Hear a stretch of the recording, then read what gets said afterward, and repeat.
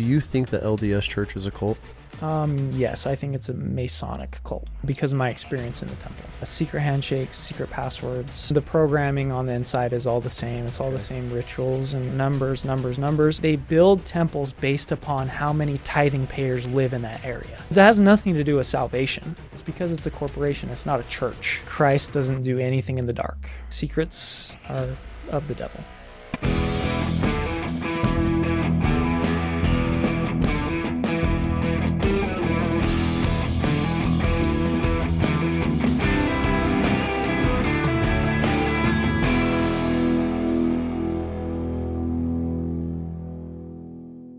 DJ, I am super excited for this conversation for multiple reasons. But first, we are going to make sure we send you home with a fresh baked loaf of bread, which you could smell right now here upstairs. Awesome. This whole house smells amazing. The kids whip up some incredible bread from the Sour Bee, a little homeschool project that we started with them, and now it is growing and doing incredible, so they can learn some really cool entrepreneurship, and a lot of people like to support it. And then I'm going to send you home some swag. The first company is Linear. It's a veteran-owned business. They make really cool apparel, fitness apparel. Cool. Top quality. Feels incredible. I run it a lot. And then I'm going to send you home some Wild Chaos merch. So thank you, man. And thank you so much for your hospitality. Yeah, 100%. Dude, I appreciate you coming up and speaking on this topic, which we're going to dive into today. Clearly, you're in the military as a warrant officer. You're a Apache pilot, which is pretty badass by itself. Thank you. But I think the main focus of today's conversation is that you are standing up against the vaccines that they were trying to force on you.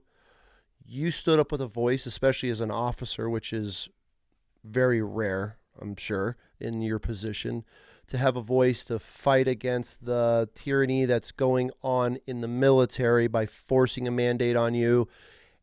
And just from what I've been able to gather, pretty much the military's turning on you, or has turned on you. And now they're pushing back on you, forcing you out. I don't think they're going to go the dishonorable discharge part, but I'm sure they're trying something, because when you stand up to the regime, they don't like it. And especially with our administration we have now, they are probably even more against anybody speaking up against the flow of what goes on with our Department of War now. Yeah, and it's a shame. Like, I had super high hopes. Like, I voted for Trump. 100%, me too. I totally thought we were turning, for something good. But I guess before we really dive in, I want to preface this, because I don't want some private fresh out of boot camp to be like, oh, that's cool, I'm going to throw my uniform on and get on a podcast. Yeah. What I am doing is activism. I will admit to that. I feel like I am upholding my oath to fight enemies domestic by doing this. I understand the severity of it. Like, this is not something you normally do. I'm not a PAO, a public affairs officer, and so this is not something a soldier should normally do of their own volition. You got to have approval to do this type of thing, but I'm in a position where they've backed me into a corner, and I just don't care anymore. I don't care about my discharge status. I want wrongs to be made right, and so that's why I made the decision to put the uniform on today. Dang. Okay. We got some topics to cover. I guess how we start every episode. Who are you? Where are you from? So I am Chief Warrant Officer 2 Duncan J. Searcy. I'm from Lehi, Utah. It's where I grew up. I'm a member of the Utah Army National Guard. Like you said, I flew Apaches. It was actually a childhood dream of mine. They were always flying over my house, and it was one of those, like far off childhood dreams that cool. I never thought I would achieve, right? And I was actually working at Cabela's selling guns.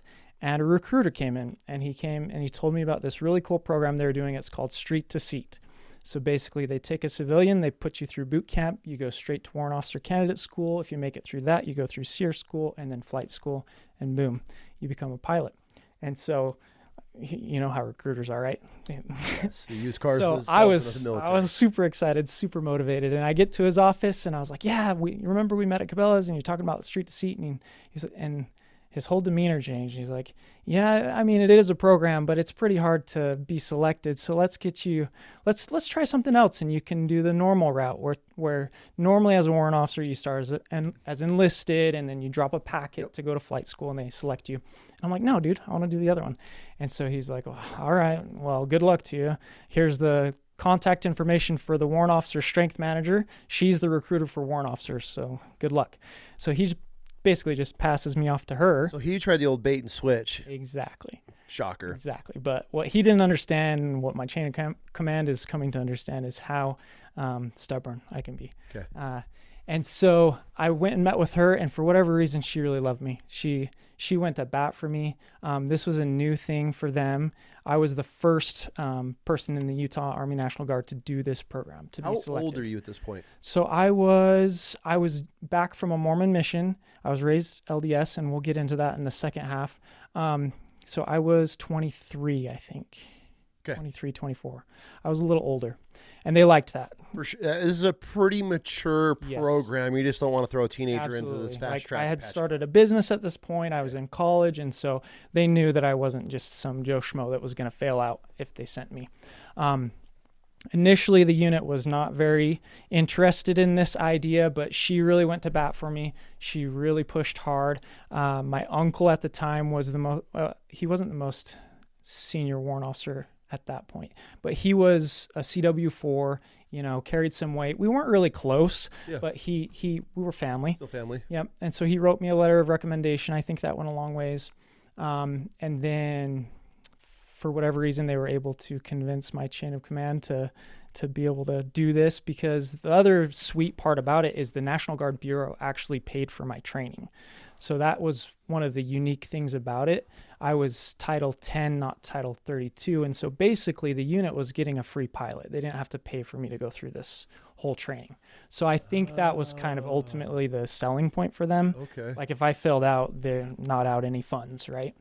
And so I ended up getting selected, which was awesome. I went to basic training, straight to warrant officer candidate school. I got married not very long before I left for basic training. And then after we got to warrant officer candidate school in Fort Rucker, Alabama, my wife was able to move down there with me. Some of the best years of my life was there at Fort Rucker, Alabama, doing all that stuff. Why? What's cool about that place? The people, the South is awesome. Yeah. I love the people in the South. They're special. Yeah, it's different, Mm-hmm. And so it was awesome. And honestly, my favorite part about all of it was probably SEER school. It sucked ass. It was terrible. I wanted to get into SEER school. But it was definitely like my favorite Army training that I ever did. It was awesome. Okay, so SEER school, for people listening and watching, when you're a pilot, special forces, when you're going to be behind enemy lines or flying over enemy lines, they send specific people to SEER school, which is survive, evade. Survive, evade, escape, and resist. Which, not in that order, though. Yeah, you're asking a Marine to spell. So, and it's really cool because they pretty much torture you guys. They treat you how the enemy would. They turn you loose. They pretty much hunt you down. They do a lot of cool stuff. So I want to talk SEER school. I know you're still in, and there's certain things you can and can't say. I get it. But for people listening, break down SEER school? Like, what is it like showing up to SEER school? I want to preface this that there are different SEER schools. For sure. Okay. For sure. And you have the ones that our SF guys go through, and that one's they have a whole nother level, and they have manipulation or joint. Yeah, they can pop joints and fingers. So there's different tiers to it depending on your position in the military. But like guys that are running like little special ops teams, they're going through hardcore shit. Yes. They're not sending pilots through the crazy stuff. But your basic level of SEER school still sucks. I just don't want anybody thinking I'm too badass. But anyways, you're an Apache pilot, bro. Like, let's not downplay this, okay? Well, you got a gun that swivels with your head. And like, come on. It does make sense because your pilots, you don't want to hit somebody so hard that you mess up their vision. And so there's some thought behind it. It's not just going to be soft, But it's in terms of like how much stuff you learn. It's so cool. And then you're out there. The survival portion was probably my favorite because it was the least sucky. You were just hungry, but you got to learn a lot of cool stuff and interact with like former soft guys that were teaching you all these skills and all these different things. And so that was really cool. Then you get to the evade portion and I'm just going to speak vaguely, since it's all classified, where you're just trying not to get captured by the enemy. And you do that for so long, and you're hungry, you're starving, you haven't eaten in like a week, and at some point you're just like, man, maybe we should just get captured because they probably feed us, and I've heard this, and we don't have to run around in the bushes anymore, and I'm just exhausted. that's a trap, bro. Stay out there. Stay out there as long as you can. Oh man, they captured us, and like, going in what's gonna happen, but I had a 6'6" man standing over me and backhand me, and that was the first time I've ever been struck in my life. I grew up a little bit sheltered Mormon, right? Dude, he backhanded the shit out of me, and I fell to the ground, and I was just like, what is even happening? And dude, it's an awakening. Like, I was so stressed out. I remember, like, they'll let you pee, but you got a hood on, and they're just trying to make you miserable constantly. I could not pee. I was so hyped up on adrenaline and stress that I could not get the flow going. And so the trick that I came up with is I'd tell them that I had to shit, because then they had to let you go to the porta potty, and then I could get a minute of privacy and like human decency to get the flow going to be able to pee. But dude, seriously, once I had a guy standing behind me yelling at me. He's like, you said you need to piss right now. And I'm like, I'm trying, man. I can't, it won't come out. And so after that, a little stage fright. Yeah, way stage fright. But to the point where I needed to go so bad, it was so painful. Yeah. But anyways, I'll never forget that. But yeah, the resist section is just, it's brutal. But what's the resist? So you're in captivity and you're just trying to go with, survive the best that you can. You don't want to be too abrasive and like, fuck you, because that's how you get yourself killed, right? Oh, so the resist part is where they're trying to get stuff out. Are they trying to get your social? Where I'm sure. Okay, I'll play it. Paint the picture so you don't have to. Is this where you have intel, you have information, crashed here, whatever the mission was that you were supposed to be on, and then now they're trying to extract that from you, and you got to hang on. I'm just a dumb grunt. They don't tell me anything, man. They just sent me here. I don't even know what I'm doing. I don't even know where we are, But anyways, so that was rough and it was stressful. Do you see people crack pretty easy? Oh yeah. People will hit the instructors and they get kicked out of the course. But it makes sense. If you can't control your emotions and you're in that situation, you're not only going to get yourself killed, but you're going to get your battle buddies killed. And if you're cracking that easy, the enemy's going to be 100 times worse with you. Way worse. This is think about Vietnam. Yeah. This is all acceptable Geneva Convention type. So are you watching people just drop and you're like, oh, fuck. Does that help morale or destroy morale when you're watching dudes just drop and get kicked out?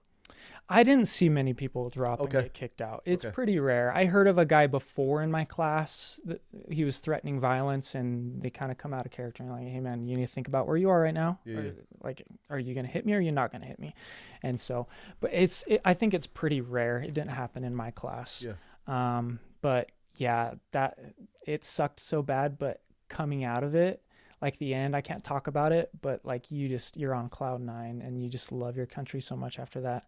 I would recommend it to anybody, even if you don't need to be SEER qualified and you're in the Army and it's one of the options, take it. It will suck, but you will be so much better for it. It's awesome. Build some character, awesome I'm sure. Oh, yeah, for sure. Like you can either choose your hard or you can have life choose your hard. And that's one of those things that if you choose it, you'll be a better person for it and you'll be more equipped to be able to deal with different things. So. I've heard of dudes out there like scrounging bugs and trying to eat anything when they're in the invasive portions of it. Yep. I had a buddy of mine said that he hid in like a washout, like a little old riverbed, and he tucked himself up in this hole and he could hear the trucks driving and the people, and they ended up finding him with a dog. And he was out there like eating worms in the morning. He said he was hallucinating at one point. Like they said it was horrible. Dude, it's so fun though. Yeah, like, I loved it. It's one of those things I can imagine is you want to die during the moment, but afterwards you're like, oh my God, like this. I'm sure the real stories like that you were able to tell offline are just insane. Absolutely, yeah. And there's different levels. Like if you want to keep going, they have different versions. Like there's an urban version where you're in the city trying to evade.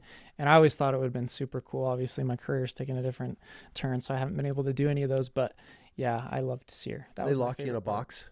They do. How long are you in there for? I don't even remember, man. How big's the box?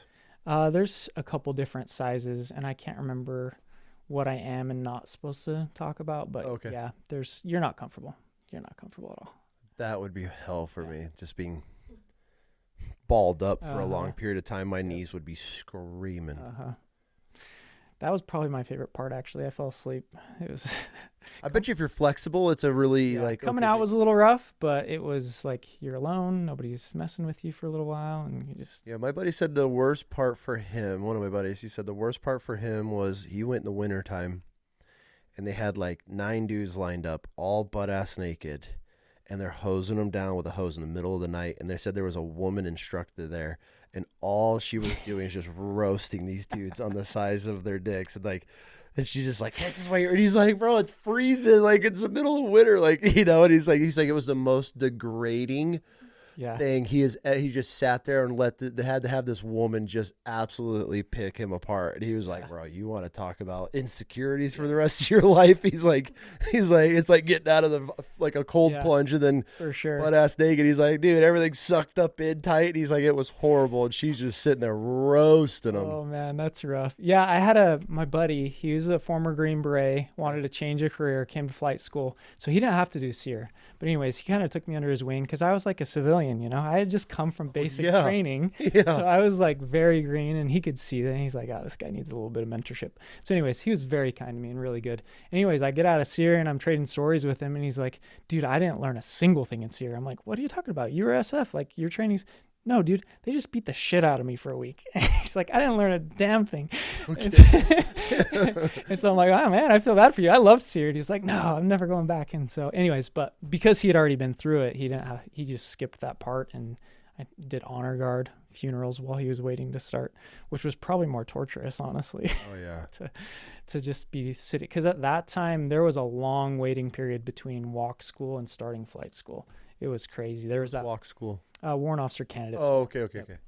And so there was a huge push for getting all these pilots, and they got backlogged with maintenance. And so I think some guys were waiting like 6 or 8 months between finishing walk school and starting flight school. Dang. So a lot of time to get in trouble.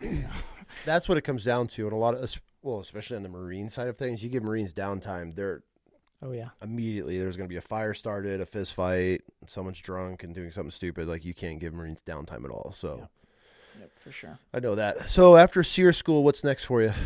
So after SEER finished, I think I got to remember walk SEER.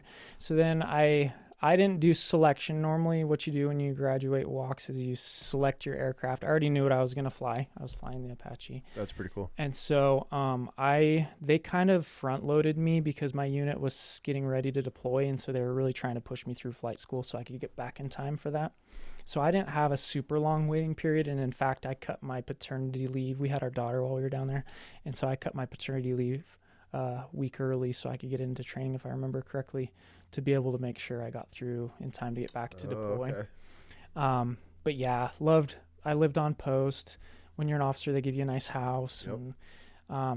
And, had a little daughter while I was there, and that was just like the best experience of my life. And so it was good times. Flight school wasn't terribly challenging. The IPs, the instructor pilots affectionately say all the time, I could teach a monkey to fly, and they're right, they could. I'm not that smart, but it was really fun. I had one IP in particular that he taught me a lot how to fly the Apache. We jumped around with different IPs, but he was amazing, and he actually was the kind of the seed that planted for me with the whole vaccine thing, because I just had my daughter. And so if you're a first-time parent and the vaccine question comes up, you start to have questions and you start to ask, and it's kind of taboo. But anyway, I remember we just landed and I was like, hey, what's your thoughts on vaccines? We got to get, we just had my daughter. She's supposed to get her vaccines. And he's like, oh, dude, I'm an anti-vaxxer. Yeah. I'm like, what? And he's like, oh, dude, I vaccinated my daughter and she started to have seizures. We took her back to the hospital.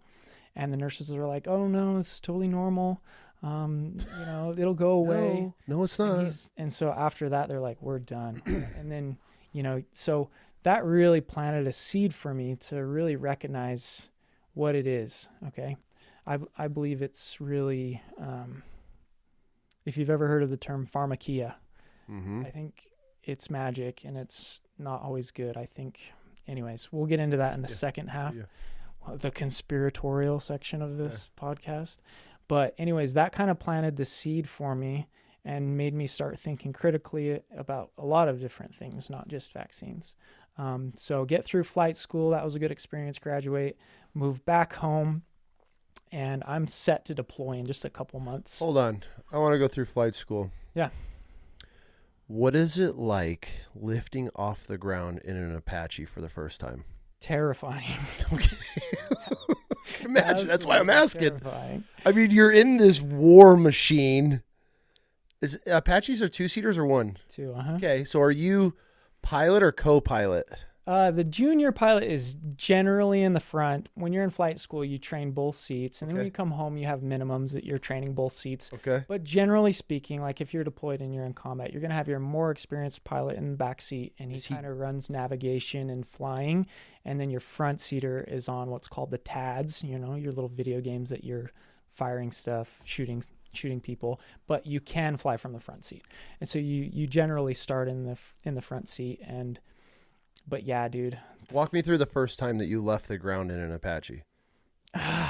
It's honestly a blur, but the one thing that I remember is just how daunting and how weird it felt. It was like I'm in a bus, but I'm floating, right? Yeah. And then it's definitely scary, but you get a feel for it, and you get better at it, and you get more confident with good IPs that help you. But gunnery, dude. Yeah. Okay. So I love it talking to A-10 pilots because they just have this giant cannon machine gun strapped between their legs. Built around a gun. So with an Apache, I mean, this is an absolute just death and destruction token dealer, right? Like this is what this machine was built for. So you get in this bird, and I'm picturing like, you got this gun, you got your goggles, and you're turning, it's looking with you, you're going through your checks, and you're about to go to the live fire range for the first time. Like, what's going through your mind? What's this feel like? Oh, at that point, you're a little more comfortable flying, so it's like total excitement, and just it's awesome. And I do have to say, it ruins the range for you. When you've sat on a gun and fired it, when you go to the range just to shoot your rifle, it's not that much fun anymore because for sure you're like feeling recoil through your ass, which is really cool. And just the smell of the gunpowder. And anyways, it's fun. One of my buddies, actually, while he was down there, he got to shoot at some pigs because they were in the impact zone, and they're invasive. Yeah. So they're trying to manage the populations. And so he actually has a video of him killing some wild pigs during gunnery, and I thought that was really cool. So what guns are on there? What's the payload on an Apache? So you have the 30mm cannon, the guns, and you got rockets and Hellfire missiles. What's it like shooting rockets out of a helicopter? The rockets are squirrely. It's like you have to be good at it, and then sometimes they just don't perform as expected anyway. Why?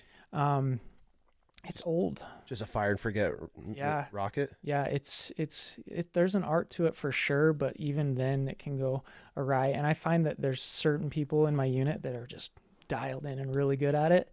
And then it's pretty tough to master.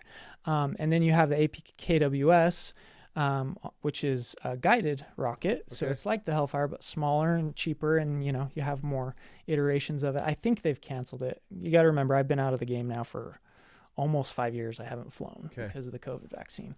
So I think they've retired the APKWS. But what's the range? Because I've obviously being a Marine, and you see all the war footage, and you'll have like your little Taliban. It's like, but it seems like a minute goes by before impact. What's the range on a missile or a missile rocket, whatever you guys are launching out of the thing? Like the Hellfires is really far, and my IPs back in the unit would squirm. Oh, how come you don't know that? Well, I haven't flown for 5 years, bro. It's far, like a mile, 2 kilometers.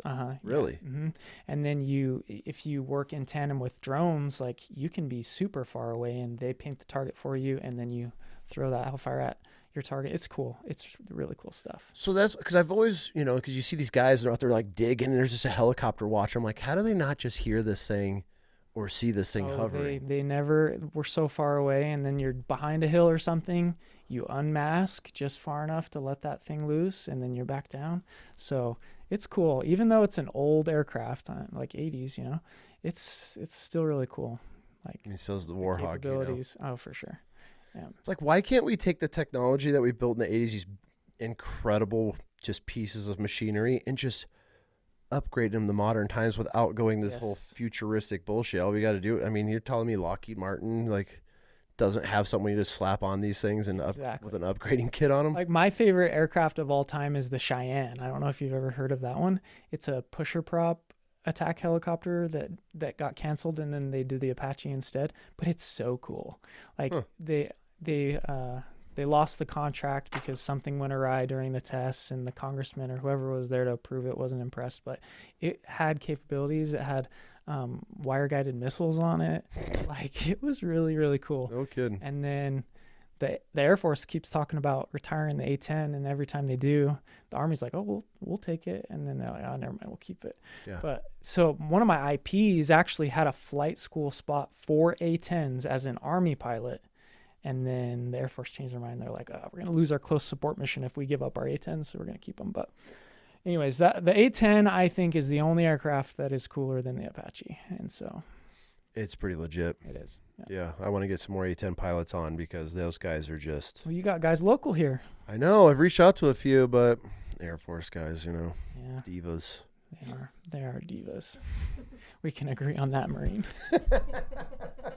They'll chair for us. We love them. You can't afford the hotel you need to put them up in. I don't know. I can't afford the Hyatt downtown to house them for the weekend. We're not on that Joe Rogan level yet to have Air Force pilots out here. That's right. Yeah, we're not bougie enough. Dude, crazy Air Force story. Like, I got tasked once, and they're like, "Hey, pick a group of guys. You got to go out to this Air Force base. We're gonna do some training because they were tearing down an old town, like the base housing in there. So you turned it into a war zone." I'll never forget, man. We checked into our rooms, and they're like, "Hey, you guys are in the barracks over here." We go check in. Did I walk into my room? Queen bed, had a fridge, had mints on the pillow. I'm like, "These guys got hotel rooms in here?" And they're like, "These are our barracks." And I'm like, my buddy's in the room next door. They had a Jack and Jill bathroom. He opens up. He's like, "This is the greatest place ever." And I'm like, "Man, we fucked up so bad. Like, we're like living in the dirt, and our barracks are condemned now on Pendleton. They all full of asbestos and shit. Like, here we go to these Air Force barracks, and they had the best chow. They had everything. The only reason Marines hate on the Air Force is because we're jealous. Like, I hate admitting that's why that. we all do. Yeah. We're still like, they're still not men, but we're just jealous. Like, you got to pick that path, comfort or the title of holding the Marine Corps. There's a trade-off. For sure. Yeah. Okay, so you graduate, you go through flight school, you get attached to your unit that you said's deploying right away. Yes. So get back right in time to go to Afghanistan. Hoping for about 200 or 300 hours of flight time. I think I ended up getting... It was either 19 or 26 total flight hours. What? In Afghanistan. So what the hell are you doing? So this was at the peak of COVID and the peak of the peace deal with the Taliban. So so the Black Hawk guys got to fly a little bit more than us, but Apache has one mission, right? It's to go out. Seek and destroy. And so they're trying to not make the Taliban uneasy with Apaches flying around all the time. And so some of the more senior guys got more missions than we did, but I was brand new out of flight school, right? So we kind of just did the daytime, keep the birds alive with the maintenance flights, and do a little bit of surveillance and things like that. How boring is that? It was pretty boring.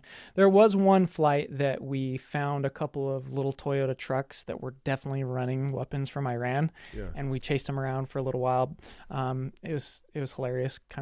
I can't imagine. They probably had to change their shorts, but we couldn't engage. The rules of engagement. But you're just fucking with them? Oh yeah. We were chasing them around. And how close are you getting? Like enough for they're seeing you, like in their rear view mirror type of shit, or what? No, not super close, because you want to have that standoff distance so they can't do anything to you. Not that they were in a position to anyways, but it was fun because we saw them and we chased them around for a little bit, and then we backed off to give them this like sense of comfort, security. Yeah. And then we came back, and then they really panicked. One of them drove. There's like these camel farmers out in the middle of nowhere where I was at, and so they drove to this camel farmer's hut and like stopped the truck and went in and acted like they were doing some kind of business with him for a few minutes. But dude, I can't imagine how scared those guys were. Yeah. It's crazy that you're even mentioning like a peace deal with the Taliban. Yeah. I don't know how much we could get into this, because it blows my mind of how much money we were sending the Taliban. One, we created the Taliban. The CIA, we 100% created everything. Yeah. Because obviously, if there's no war going on, the politicians aren't making money. People get rich during the time of war. That's where I feel like there's something looming right now. Like there's a buildup in this country where I feel something is going to happen, because now that we haven't been in a war for a few years, people need to make this money. So there's going to obviously be an attack that I'll go on the record right now and state that they're planning something. Probably going to be Middle Eastern, as always. They're an easy target. They've already groomed us for years that they're the bad guys and Muslims hate us and blah, blah, blah, right? So is it weird knowing that, like, you're in Afghanistan, but you have this peace deal with the Taliban, but, like, you're not supposed to engage, but you're here to defend the country because we're fighting these people? Like, what's the mindset? It's terrible because you get the briefings and you hear how many A&A guys just get massacred every single night, and there's nothing we can do to help them. Like, these are, guys that put their lives on the line to fight for their country, and they just didn't have the training. We're just leaving them hanging. Yeah, and like, they were not built for that. No. They don't know how to hold a post. They don't know how to pull security. And so these Taliban guys, they get a hold of some night vision goggles and they come in the night and they just slaughter all of them. And there's nothing that we were doing we were just sitting by and watching it happen. Like, if we were out on a mission and we saw A&A guys getting killed by the Taliban, we could not intervene. The rules of engagement would not allow us to. It was U.S. forces only. That was the only way we could intervene. If they shot at us or they shot at our forces, we could engage. But other than that, it was just smile and wave. Like, so you're watching Iraqi army get annihilated by the Taliban that we're paying, and you just have to watch. Mm-hmm. Yep. I don't understand, man. I don't understand our government. I don't understand how we're running these things and why that makes sense. It's kind of similar to the genocide in Palestine, in that it's a moral injury. Yeah. You see evil happening. Yeah. You want to correct it, and there's nothing you can do. And that's almost more damaging to you as a human being than anything else, because you have the means to help somebody. You have the ability, but you can't. And you're there. You have the greatest fighting force on the planet. $30 million aircraft with all this stuff to be able to. And here we are teaching these Iraqi army to stand up. We're encouraging them to take back their country. We're here to help. And then we're just like hanging them out to dry, and they're just getting slaughtered, and we're just sitting back watching. Mm-hmm. What time era was this? Because Afghan fell in end of August of what? 21. 21? Yeah. So you were there right before all of this. Yeah, I was home. We had a saying, home by Halloween. I was home by Halloween of 2020. Okay. So my deployment was cut short because of the peace deal, and they were just dialing things down. And so I think I was in country for 3 or 4 months. I can't remember. Okay.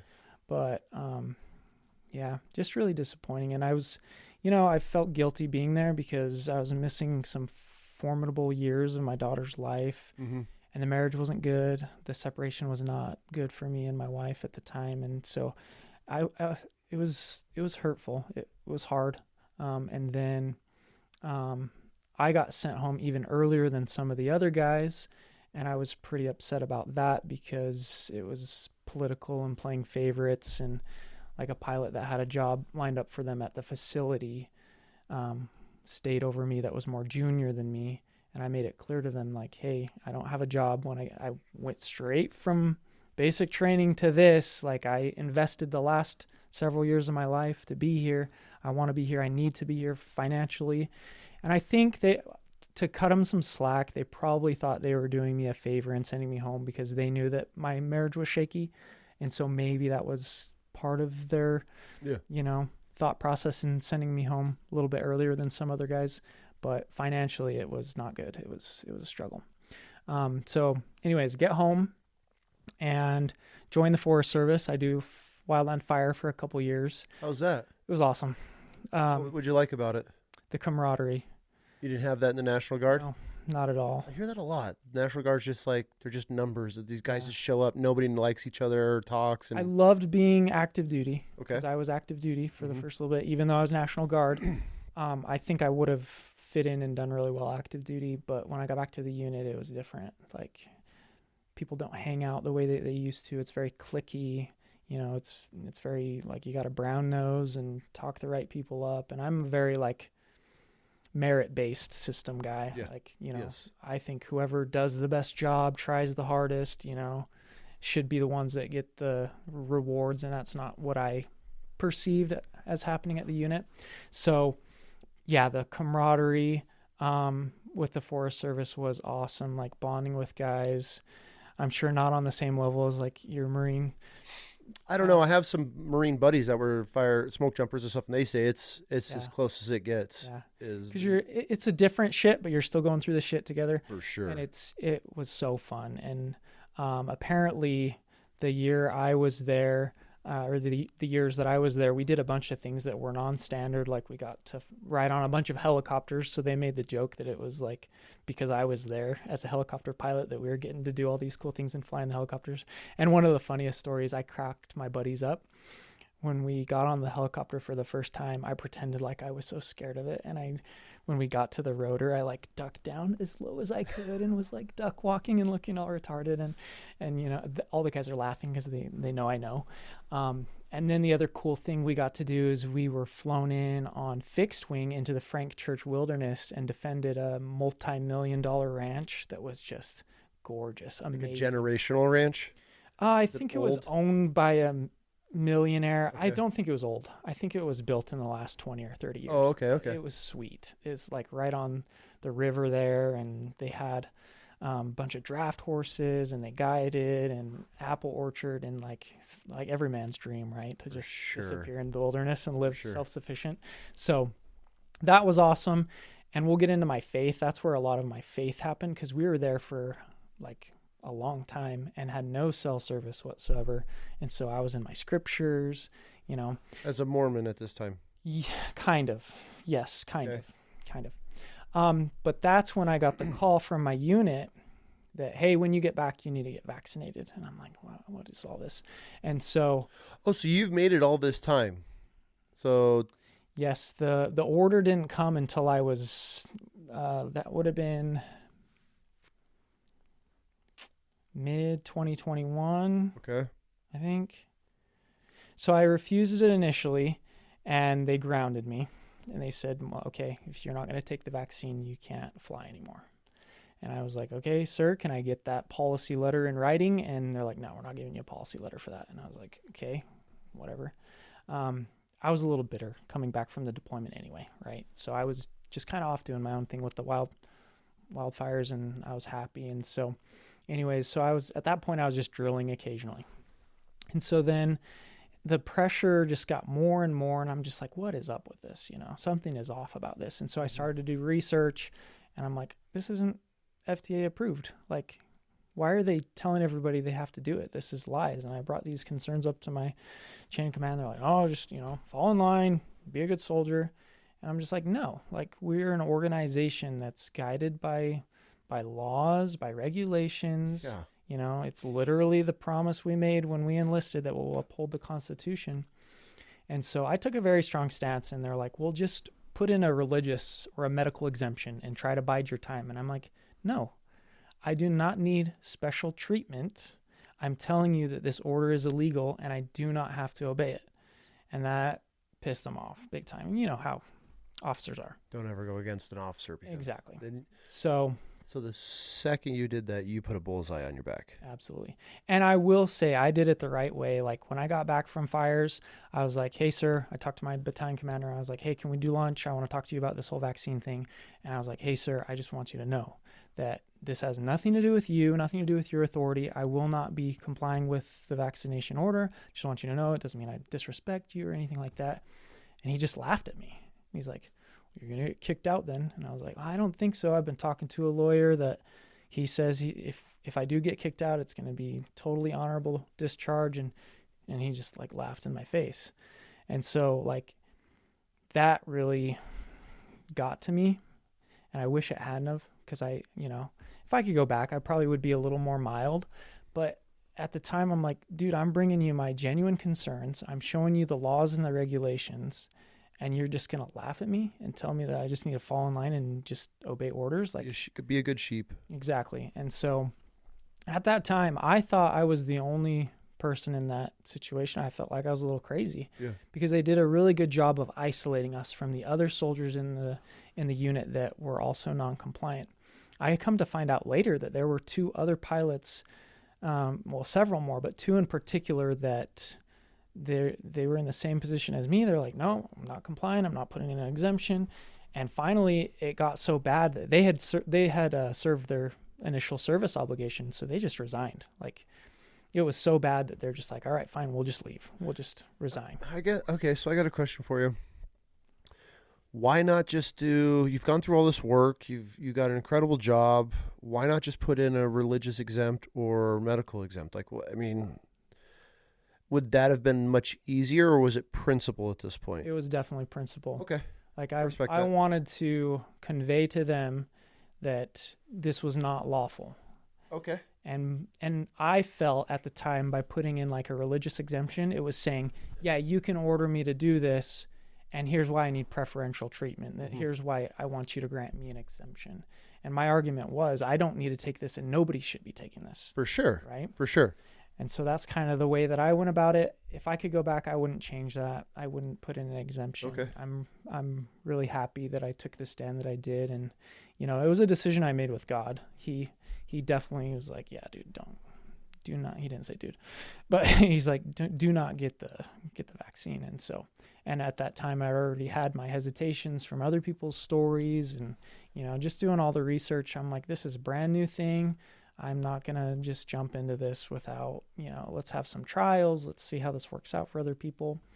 Because at that time, I was just vaccine hesitant. I wasn't totally opposed to vaccines. Yeah. I just wanted to be informed and know what I was getting and know, you know, the potential issues that could cause. And the fact that you open the sheet and it's blank, you know, like, wow. It's very interesting because, you know, in my era, it was, you know, I don't know if you heard my buddy talking on that video, like the anthrax shot was never tested. The anthrax shot never got approved, and we were never told that it was an option. They literally marched our asses to the medical, Yep. got us in line, and like, hey, if you guys want to go on this deployment and deploy, you have to have an anthrax shot because we're going to Iraq. That's the reason why. And all of us were like, okay. And we all got the anthrax shot. I think that's a huge portion. Like, there's a running joke, like in the Marine Corps, like, all of them we all have daughters. Every single one. My wife thinks it's because we're all like the huge man whores and like just Marines at one point, and she's like, it's karma for all of you, and that's what God's got a sense of humor. There could be some truth to that. Yes, very. But she's like, you know, you guys, this is what God's joke is. But we like to think the anthrax shot because all of us had it. But like looking back at it now as a father, as more matured, I'm like, dude, there's no way. No way. If I would have had the internet and the ability to be able to research and just the knowledge as a young troop, there's no way I would have got the anthrax shot. Absolutely. And I told you my uncle was a CW4, and so I'm taking this stand, and we have a very unique last name, and so he's getting a lot of heat, and he's pissed off, and so he calls me one night, and we've had a falling out, and so we don't really have much of a relationship anymore, but he's berating me on the phone. He's making fun of me, saying, God didn't tell you not to take this vaccine, blah, blah, blah, blah. And he brought up the anthrax thing. He's like, I took the anthrax vaccine, you know how that turned out. And I'm like, really? That's the argument you're going to use? Like, you really wouldn't go back and not take it, knowing everything that you know now? And so that really rubbed me the wrong way. And it scares me that we have so many senior leaders in the military that think this way, that it's just like top down, do as you're told, don't question anything. Like, that is a recipe for disaster. That's one of my biggest complaints about the military when I was in. The problem is, and I'm going to say this politely, the good ones get out. A huge chunk of the non-intelligent ones stay in because it's the military. Anybody can do it. It's not like it's like welfare. 100%. And then they just do what they're told. If you were a yes sir, do what you're told, the military is perfect for you. Career wise, if you just want to get in line, shut up, run this battalion, do this, you grow here.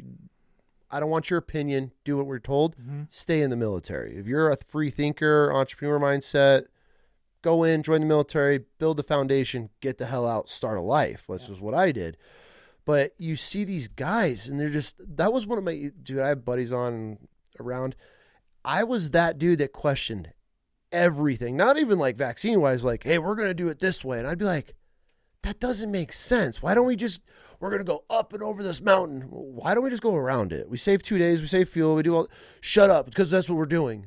Nobody, like the guys that can never give you an answer drove me nuts. That was a huge reason that like just built and built and built in me. Like, I can't do this my whole entire career because I got this moron from, no offense to anybody in the backwoods of Kentucky, beautiful country, love it. We might be moving there. But like this dude's in charge of me and he's got 3 teeth in his head drinking moonshine in the barracks and he's telling me what to do because he was told what to do, but nobody thinks. It's just, everything just rolls downhill. Then as a troop, you're like, oh, okay, this is the mission. And I was always the guy like, wait, so if we clean our weapons now, we don't, it's a Thursday. We have all this time. Let's just clean weapons, get them done. Shut the fuck up. Do what you're told. And then it's like Friday at 5 o'clock in the afternoon. Hey, we got to clean weapons. I'm like, and then they mock you. Oh, good idea. Ferry's back again. And you're like, yeah, I'm trying to make our life better, bro. like I remember catching so much shit over the flu shot. Like when they went to the little nose thing, you'd pop the little piece of plastic off. And I'll never forget the first time I did that. I was perfectly fine. Do the flu shot because it was mandatory. They marched us in formation, the BAH or BAS. Yeah, I'm getting old. BAS, marched us to medical. We all do the thing. Dude, the next day I woke up sick as shit and I was sick for a week with the flu. And I was like, I was perfectly healthy yesterday. So then in my mind, I'm like, I'm never doing that again. Following year, flu shots. Everybody's got to go get flu shots. I'm like, I'm not doing it. Yep. And I remember getting so much shit there. Like, you have to. And I remember looking at my staff sergeant going, who says I have to? I'm like, I'm not putting this in my body. I got sick last year. Yep. And then I think everybody in my platoon, except for a couple of us, go and do it. And they all got sick. And I'm like, oh yeah, 100%. Then the rest of my time that I was in, I never did it again. And I never got the flu again. Yep. And I'm like, guys, you don't, they're like, you have to though. Who says I have to? Basic body autonomy ought to be one of the, like it is a basic human right. And who better deserves that than the people that are willing to put their lives on the line and defend the Constitution? Like, I will die for your rights, but I don't get any rights? Like, that doesn't make any sense to me. I'm willing to die for this country, Exactly. but I have to force, I'm putting this substance in my body. Like, I've gone through the training. I'm a patriot. I defend my country. I'll go to war. But now I'm forced to inject something in my body because someone said so? Yep. Who's the someone? And the My Body, My Choice group really is quiet when it comes to this. Yeah, where are they? Yeah, where are you? Yeah. You know what I mean? So, but that's exactly what COVID was. It was, we're going to find all the principled, free thinkers, and we're going to push them out. And to this day, in the Army, there are 2 field grade officers that I know of that I would still trust and feel good about following their orders. They are Lieutenant Colonel Teresa Long. She's a flight surgeon. She was a whistleblower with all this vaccine stuff. She's like, hey, we cannot be pumping our pilots full of stuff we haven't tested. Like, they will die in midair and crash. And then the other one, his name is Colonel Borden. He just got appointed to the COVID reinstatement team. I have high hopes. I'm hoping some stuff gets done. But he was a colonel. He actually got separated for refusing the vaccine, and he's just been brought back, and now he's been instated to the How many dudes are going to want to come back to the military after getting kicked out? So I think at this point it's less than 10, and I'll tell you the problem. The reason, and I'm going to speak for myself, and hopefully I'm not speaking for other people. It's not all about the money. Like the back pay, that's all great. We want to be rectified. But how are we supposed to fall back in under the same leaders that violated our rights? Turned on you. And made our lives miserable. Like, read my letters of reprimand. I've got all these things going on that they've been attacking me for years. And then these soldiers are just supposed to fall back in under these same commands and just forget it ever happened. Like, that's the military, though. Exactly. Shut up and get in line. Exactly. And then you read the fine print on the reinstatement, and you see that if you went out and got another job, they're going to deduct anything you made from your back pay. So, like, why would you come back if you left and you found something and you're successful? You wouldn't. I feel it's one of those programs where, in order to avoid the backlash, the lawsuits, or whatever's going to come from this, they at least offer it and be like, well, he just chose not to. That's exactly. It's just a cover their ass. That's what we're at. They don't want us back. They don't want the soldiers that are questioning and standing up to come back. That's clear. The military in general, every branch, do not want soldiers, troops that are free thinkers. Mhm. That is not the military way. And I know a lot of guys will just be like, "Oh, no, you didn't." Because I was a free thinker and it did not work. I mean, I skated and got through, but when I really started processing and I'm like, "Oh my, this nope," like questioning things, that's just how my mind was wired. I questioned everything from day one. Yeah. And it just, nothing would ever make sense to me. So it's like, but if you're just cool, hey, I don't want to have to ever think in my life again, and I just want to collect a paycheck with great benefits, dude. Yeah. That's what they're looking for. Hey, go to the front line. We're going to send wave after wave on this beach, and eventually we're going to get through. Yeah. Those are the men and women that they're looking for. And I get that there needs to be unity and good order and discipline, because you got to be a team, right? 100%. And good order and discipline is what they're going to separate me for at my trial next month. Wait, say that again? Good order and discipline is what they're going to separate me for at my trial next month. It's the 22nd and 23rd of January. Meaning what? We'll break that I lack down. good order and discipline. So Because you didn't follow along? Exactly. So right now, their complaints against me, there will probably be more after this podcast, but right now it's failure to take the COVID tests. So they've dropped the whole vaccine thing. So first it was vaccine. We're going to kick you out for the vaccine. Then that got rescinded and they couldn't kick me out for that anymore. So then they started attacking my mental health because of my marriage. I got some mental health help. And so then they started attacking me on my mental health status. And I, pushed back, fought them, passed all their evaluations and whistleblew that. And so now they've dropped the vaccine, they've dropped the mental health allegations, and now they're kicking me out because I refused to take the COVID test, which is also an EUA product, just like the vaccine. So the same law that saved me there is also going to save me there. And then in my viral video, I spoke contemptuous words against the Governor Cox, my commander-in-chief, and General Boyack, the Adjutant General of the Utah National Guard. And then I made statements on social media that produced fear in members of the Utah National Guard. What did you say about is it still? Okay. So I can talk about that. So because the higher ups, they do not like spotlight put on them, especially for something negative. And you obviously have a platform that's blown up through weird things. Yeah. So to say that. So when you're putting this out there, what are you saying about who were the two gentlemen again? So the Commander-in-Chief, Governor Cox, and General Boyack, Adjutant General of the Utah Guard, the highest ranking general. So what did you call them out for? So I called out Governor Cox for signing off on the unlawful COVID mandate. He did. He did. I think Governor DeSantis didn't make his guys do it. I can't remember. It's all blur now. And then General Boyack, actually, when I reached out to my congressman and explained what was going on, he wrote an official memorandum, signed it with just lies, just like verify. I've documented everything in my case meticulously. What do you mean with lies? And so they're saying that I refused to take a mental health evaluation, which I took, even though it went against the regulation. Here's the hypocrisy. It's crazy. I was ordered to take a psychopath test. It's called a PAI. Okay. Why? Because they're looking for any reason to get rid of me. Okay. And I had some concerns about that. I'm like, you guys I already have a target on me. You're already trying to kick me out. So let me, network with some people. And so they gave me a suspense when I needed to take the test. I took the test by the suspense. I emailed suspense. The deadline. Oh, okay. Okay. Yeah.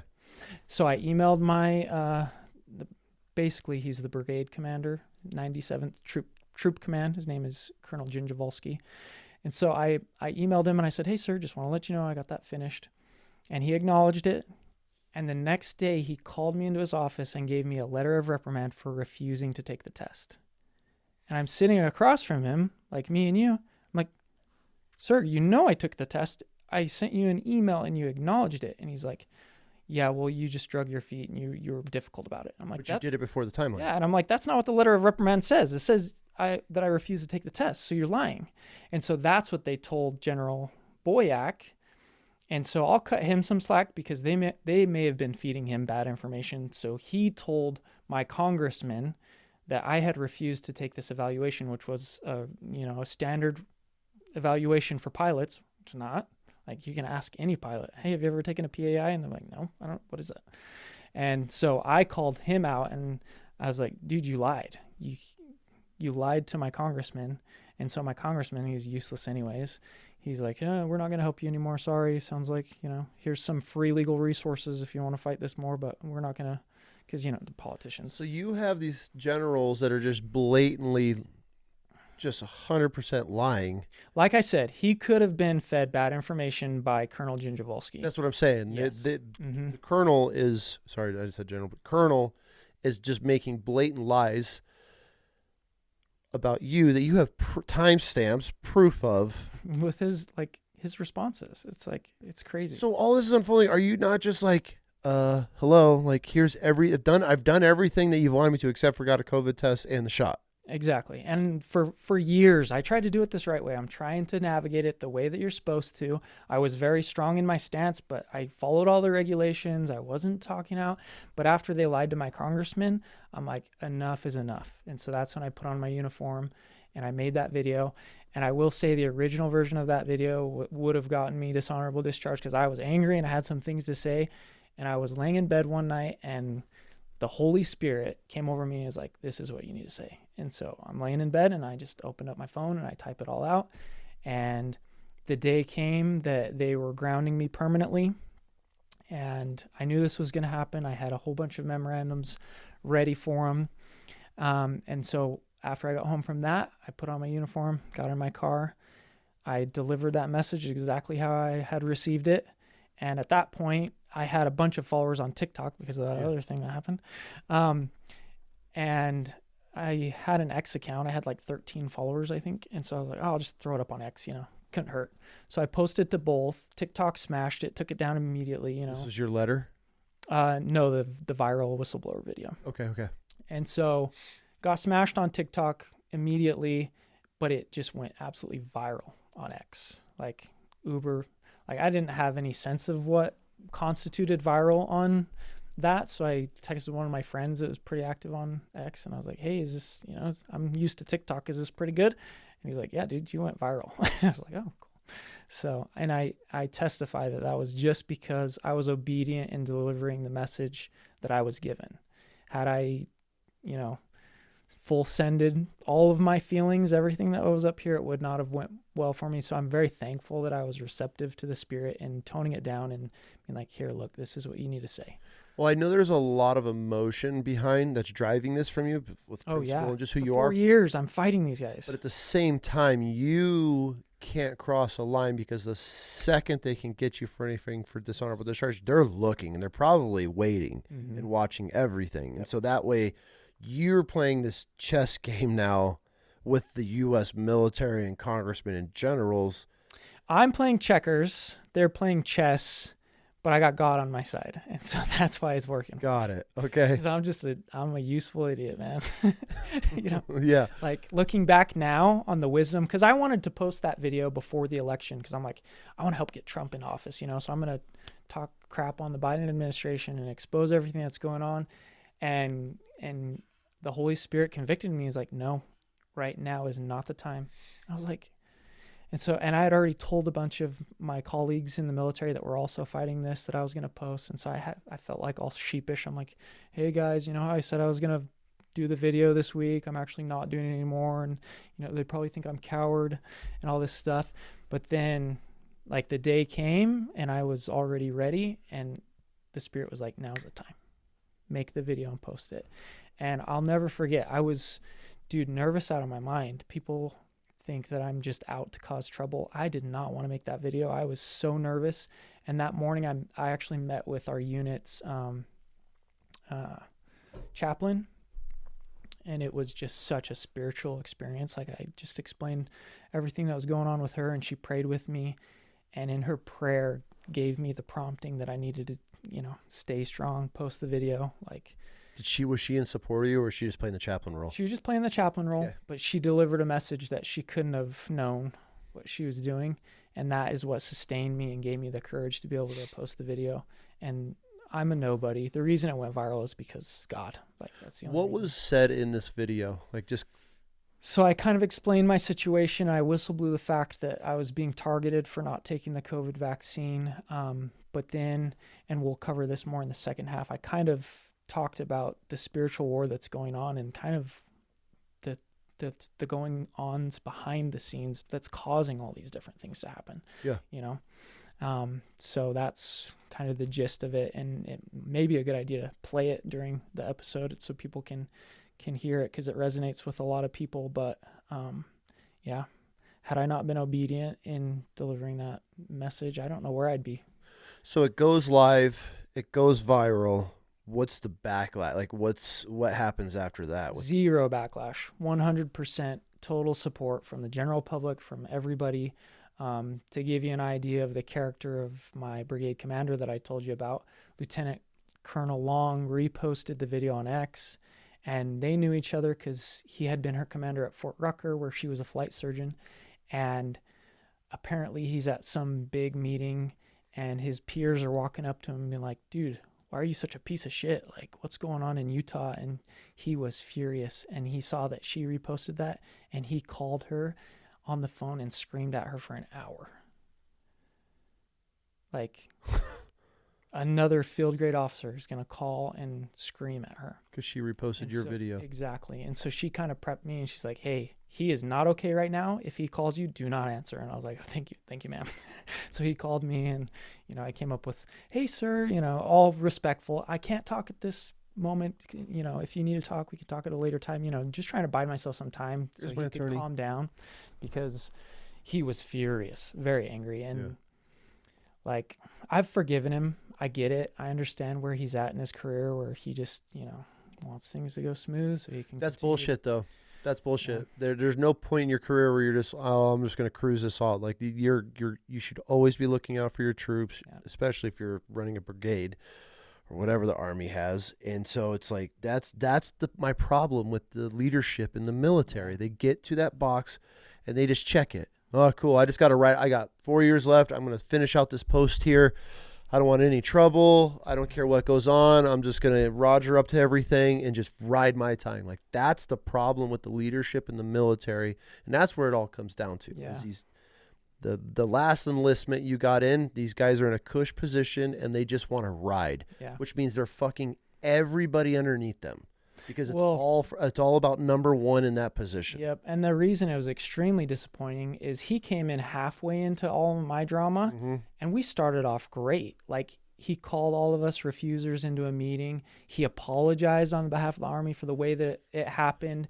He's like, let's get you back in the aircraft, yada, yada. So he had pushback on him by somebody. That's what I'm thinking. I confronted him and I asked him directly, and he said that no, there was no. So I think there was somebody at state that saw that I was getting back in, like about to get back in the aircraft. I'm like, no, this guy, he was totally defiant. He is not getting back in the aircraft. I think it came from higher.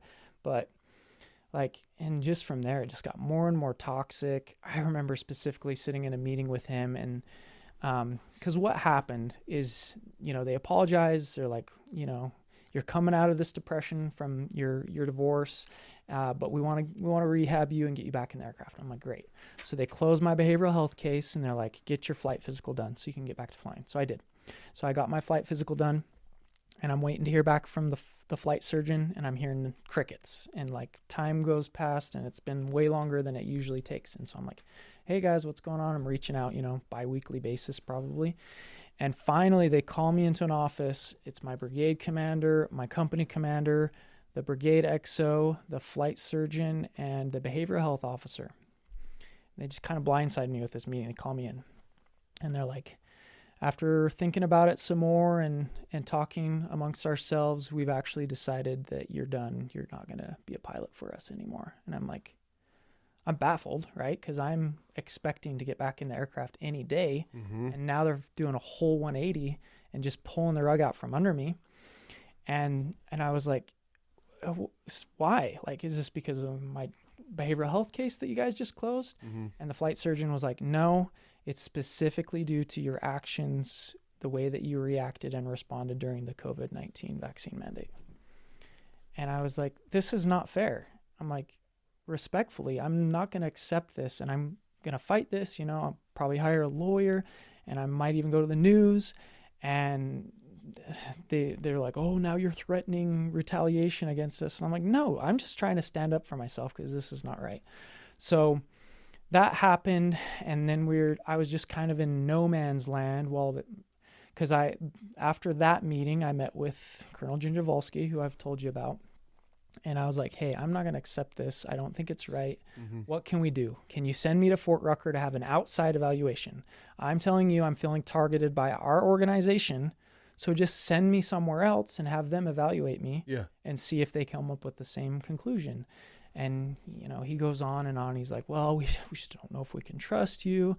And he said something really weird to me that I'll never forget. He's like, we don't know that if you're deployed, if we give you the order to fire on a child, that you'd follow through with that order. And I'm like, what are you talking about? I'm like, does he have a weapon? What's the rules of engagement? Why am I firing on a child? Exactly. This is the place that these people's mind go. It's weird.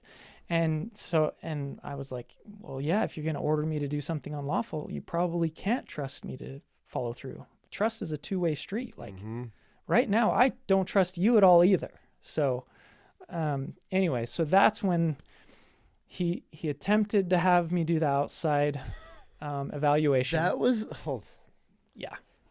the example that they used against you by saying that they didn't trust you. It was like, we can't trust you if we tell you to fire on a child.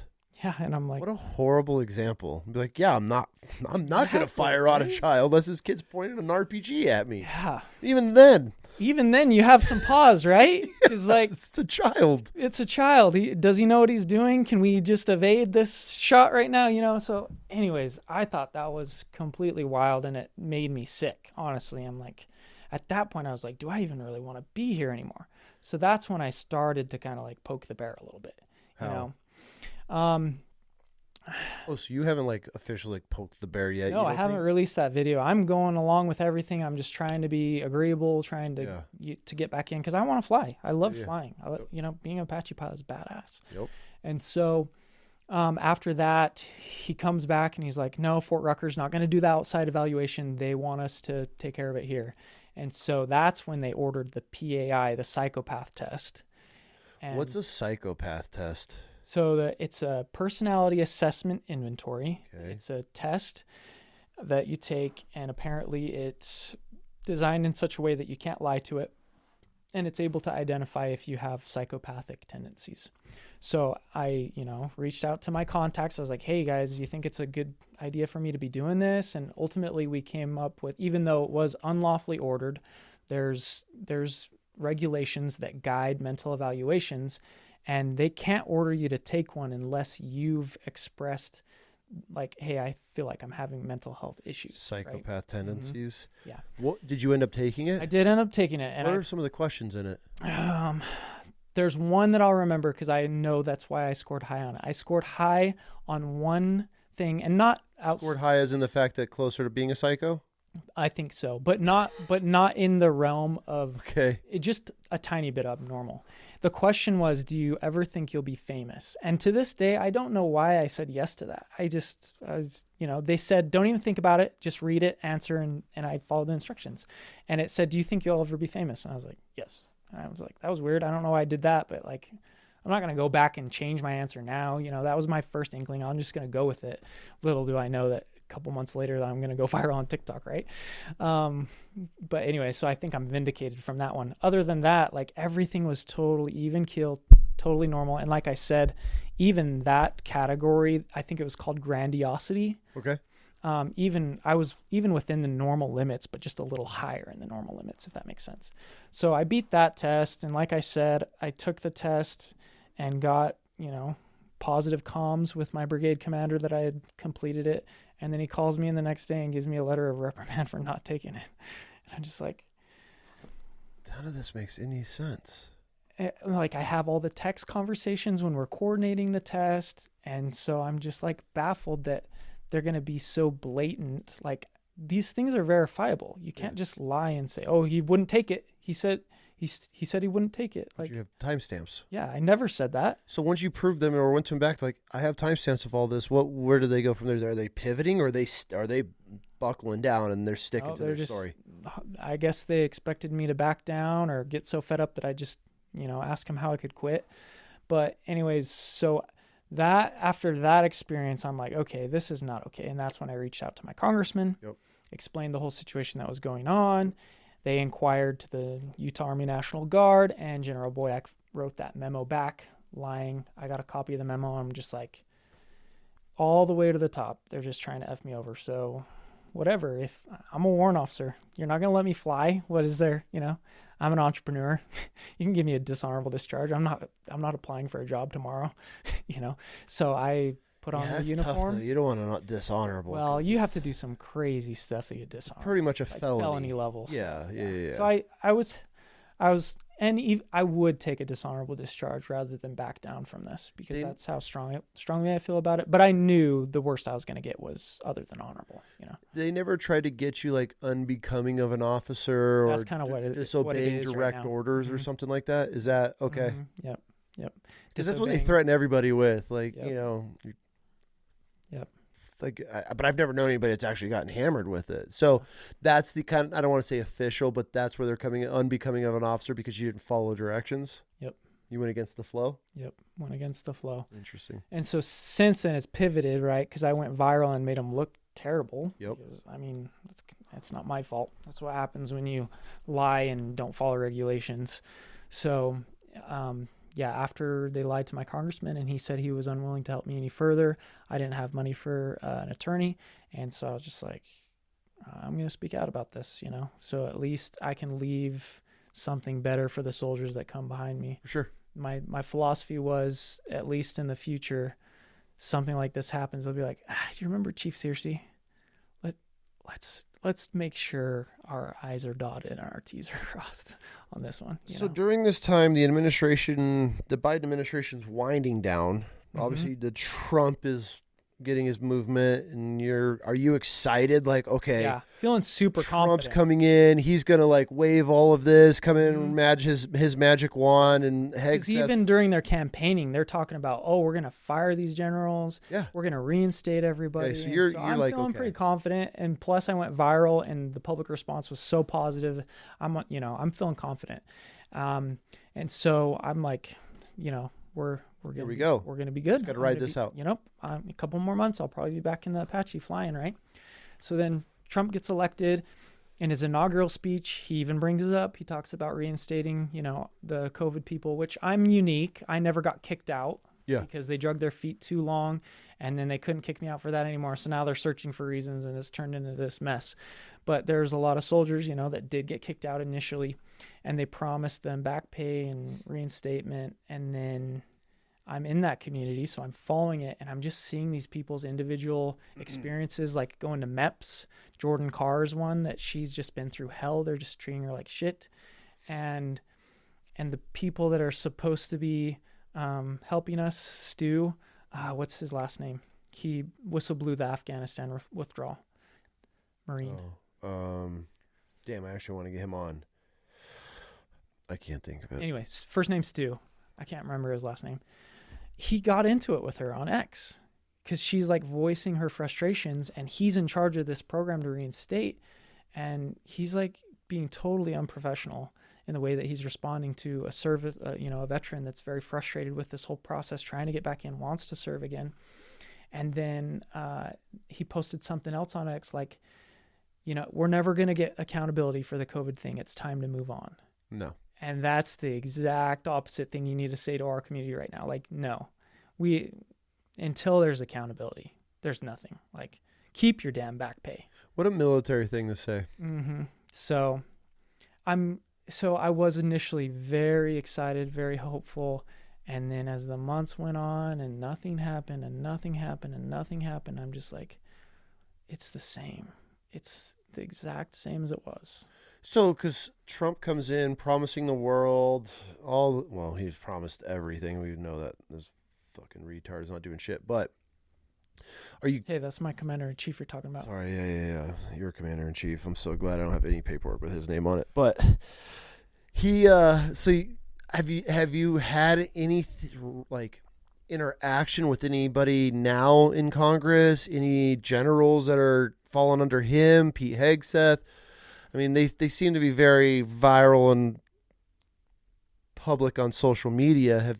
Has this gotten to them? I mean, Do they even know that you exist at this moment? Because I know they know. I had some pretty, powerful allies coming into this administration, and like nothing has happened from it. It's super disappointing. And I'll give the example of my friend Dr. Kirk Moore. I told you about him at the gym. He was this plastic surgeon in Utah that was doing the fake vaccine cards so people could keep their jobs, so that kids could stay in school. People are just trying to keep their lives and not have to take an experimental health treatment. Yep. Well, earlier this year, they're trying to send this guy to federal prison. Like, COVID is years done. He did the right thing. Everybody agrees. And this administration is still attacking him. And from my perspective, it wasn't until Marjorie Taylor Greene shed light on it that Pam Bondi was like, oh, we can't go through this. We need to drop this. And she'll say that, that she just wasn't aware of it. And, once she became aware of it, they dropped it. But there's something going on with this administration and the pharmaceutical industry that makes me sick. Like, we all know what it is. Yeah. And it needs to be stopped. So why hasn't it happened? It should have stopped the first week. We're how far in? And they're still recommending that little kids get the COVID vaccine? 0% chance of death? And on the flip side, we know that the vaccine has killed children. So what are we 100%. Doing? Like, it baffles me. That's the one shitty part about a podcast is all the different people I get to have conversations with that open your eyes to so many different things. And it is so sad. It is so frustrating and discouraging and like morale killing when you see our own government, our own politicians, like pushing things that are legitimately killing people. And here Trump comes in, we're going to make America healthy again and blah, blah, blah. They're still pushing this. It should have been banned that day, done, gone, destroy it all. But instead, these pieces of shit are making hundreds of millions of dollars off of this. And that's all it comes down to. And at the life of children, service members, like I have buddies that got out because of it. And it's like, how do you force this on somebody and not knowing any testing, anything about this vaccine? Like we were way, like we've been anti-vaxxers before it was cool to be anti-vaxxers because I've talked about before on the show with my daughter, she ended up having a seizure. It was horrible after getting just a routine vaccine. And that's when this was when she was like 5 or 6. So we've been out of it for a long time. So when this whole thing came about, I'm like, oh, absolutely not. The wife's like, no, we're not even entertaining it. Like I don't even think anybody in this house has ever even had a COVID test. That's what a joke it was to us since the beginning. Absolutely. So, but I'm watching these people, dude. We know a family that got their kids all vaccinated and all the boosters, and these kids have so many problems, sores and rashes all the time. Now they just throw up randomly, and it's just normal. Oh, they just do that every now and then, all to go on a vacation. Yeah, to travel. Well, and I haven't talked to my nieces and nephews since COVID because I reached out to my brother and my sister-in-law, and I'm like, hey guys, I understand that you guys are pro-vaccine. You're going to get it for you. Please hold off on the kids and let's see where this goes. Give it some time. And my sister-in-law blew up at me. It's people like you, the reason why we have to vaccinate our children, blah, blah, blah, blah. It's just like you said. Meanwhile, vaccine's doing nothing. They're always sick. And my kids, like, always healthy, always happy. Like, there's a lot of parents in this country that I feel have so much guilt that they try to hide and bury, and they just play it off like, oh, we're good. But I know truly deep down inside, there is a huge portion of parents in this country right now that have a massive amount of regret for getting their kids vaccine because they fucking fell for it. Yep. That's what it comes down to. You got played. You fell for the propaganda, and you now just put your child's life in danger for who knows how long. You see all these doctors that are doing these tests, and the blood's coming out just coagulated. Well, imagine how terrible they must feel. Like as a father, your job is to protect your children.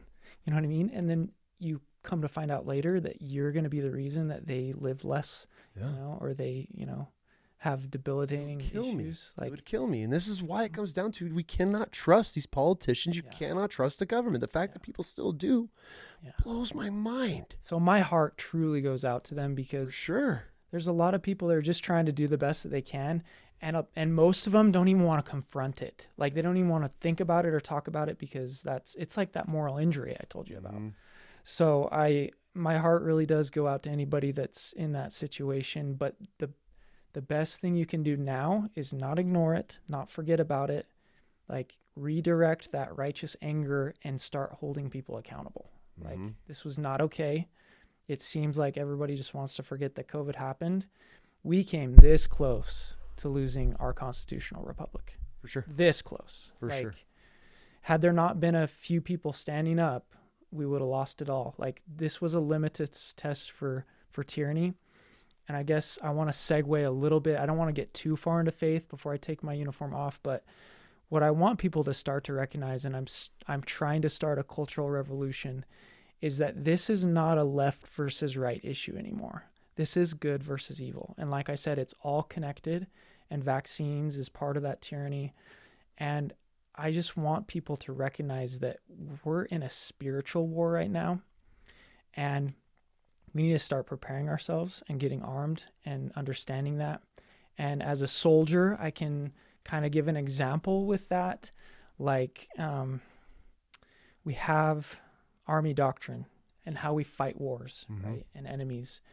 And I think if you talk to most Christians, like if you saw somebody at the gym that has a Christian tattoo, like, hey man, you believe in Christ? Yeah, I believe in Christ. If you asked him, do you believe in Satan? They'd probably pause and consider it for a minute and be like, oh yeah, I have to. I believe in Christ, so I know that there's an enemy as well.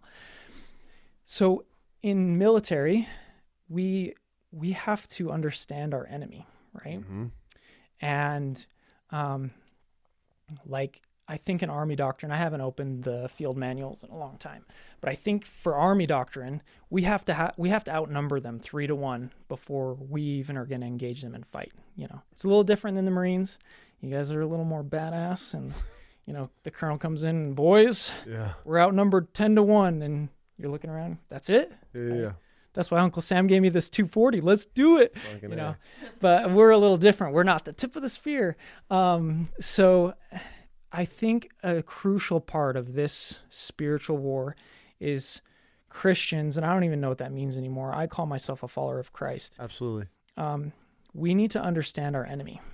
Like in war, when we get into a decisive engagement for the Army, we want to know their composition, their weapons, their numbers, their ability to send in reinforcements. You know, what's the next line of defense behind them?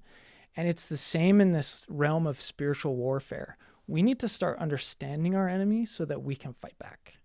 Like, if you don't understand that Satan is just as real as Christ and is trying to carry out operations, you're gonna lose. You have to know your enemy. And so that is what I'm begging, even more than anything else, is that Americans will wake up and realize that this is a spiritual war that we're in now. I'm very concerned, especially with everything that happened with Charlie Kirk, that they're trying to subvert Christianity and make it violent and make people believe that, hey, it's our time. We're going to flip the tables. I'll remind anybody that calls Christ their God, when he went into the temple to cleanse it, none of his apostles were invited. He did that by himself. And so we need to remember that vengeance is the Lord's.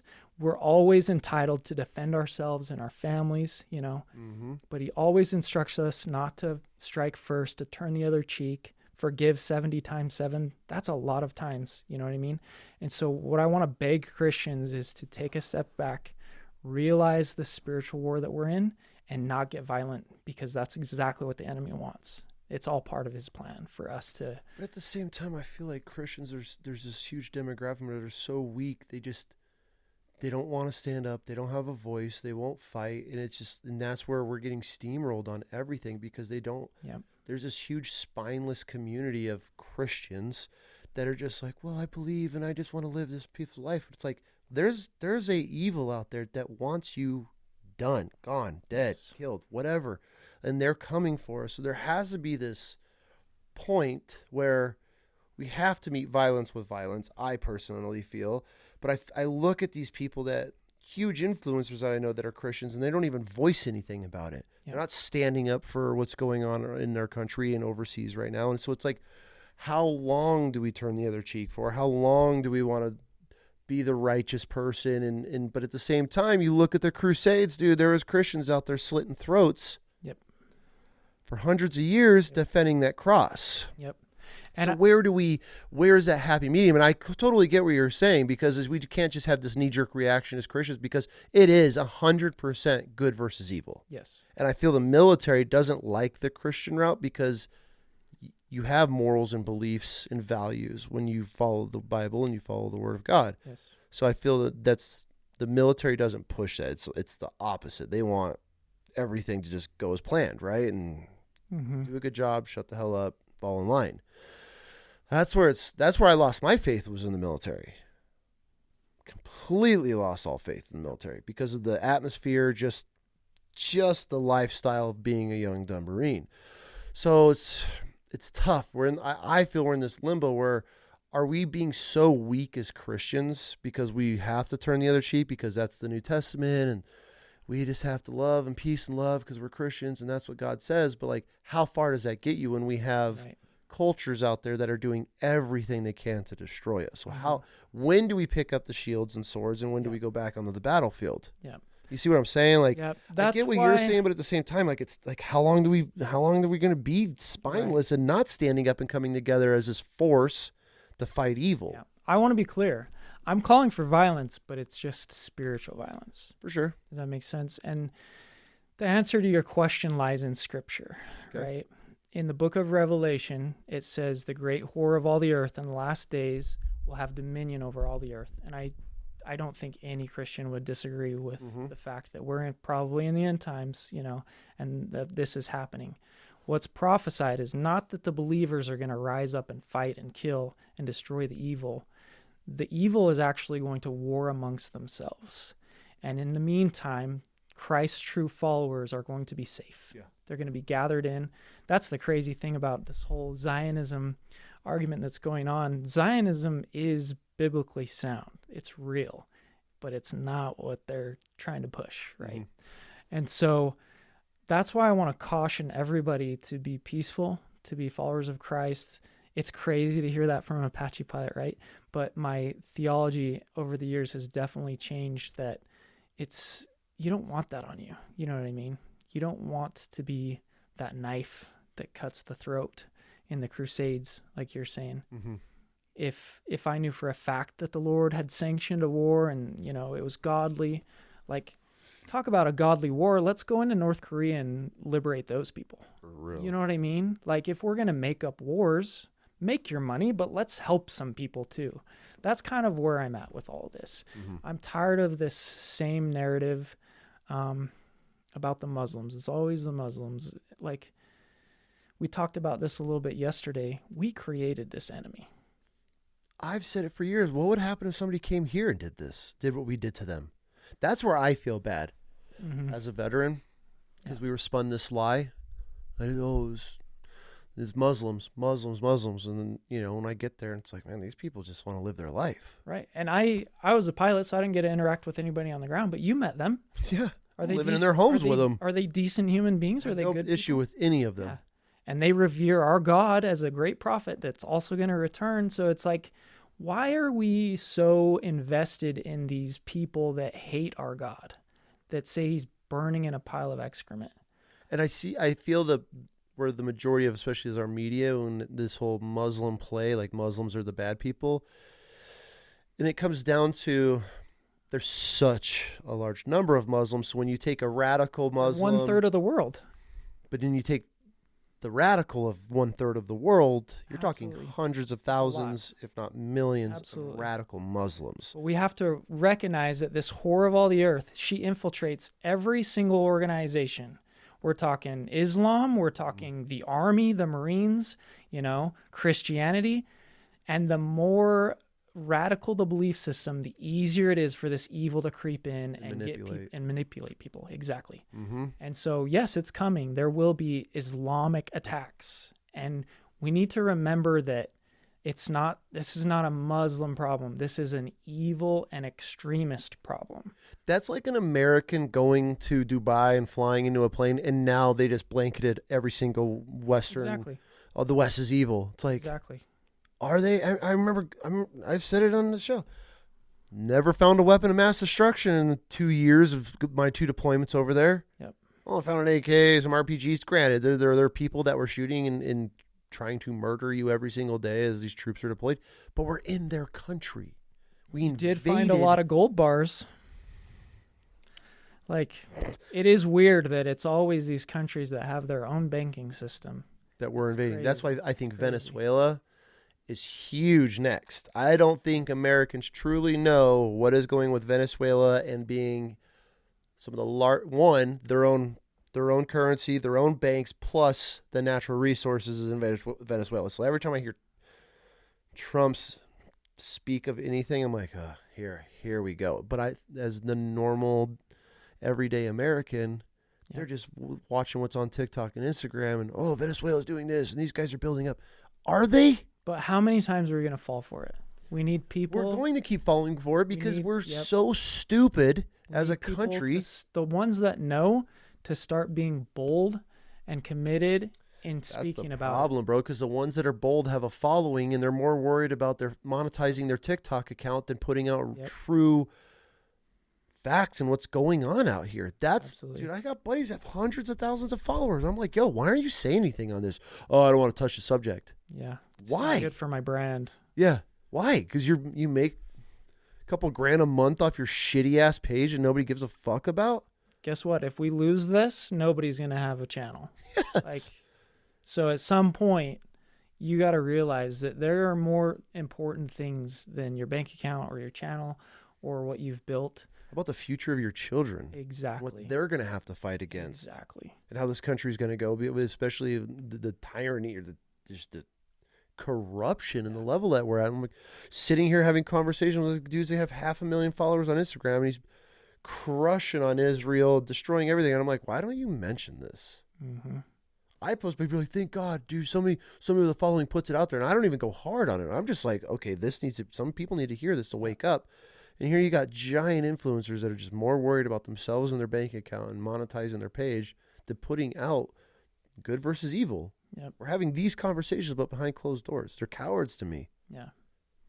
Like if you know what truly is going on and you're not putting out there trying to educate people, you're a coward. Yeah. We need people to take courage. Like it is a spiritual war and people have got to step up to the plate. Like if we don't, it's going to get rough.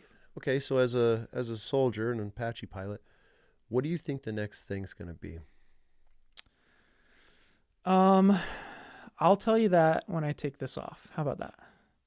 Before I speculate. Does that make sense? 100%. I'm back in my civvies and tell you where I think this is going, because then I can speak a little more freely about my theology. Okay. Along with Mormonism and my faith and what I think is going to happen next. Okay.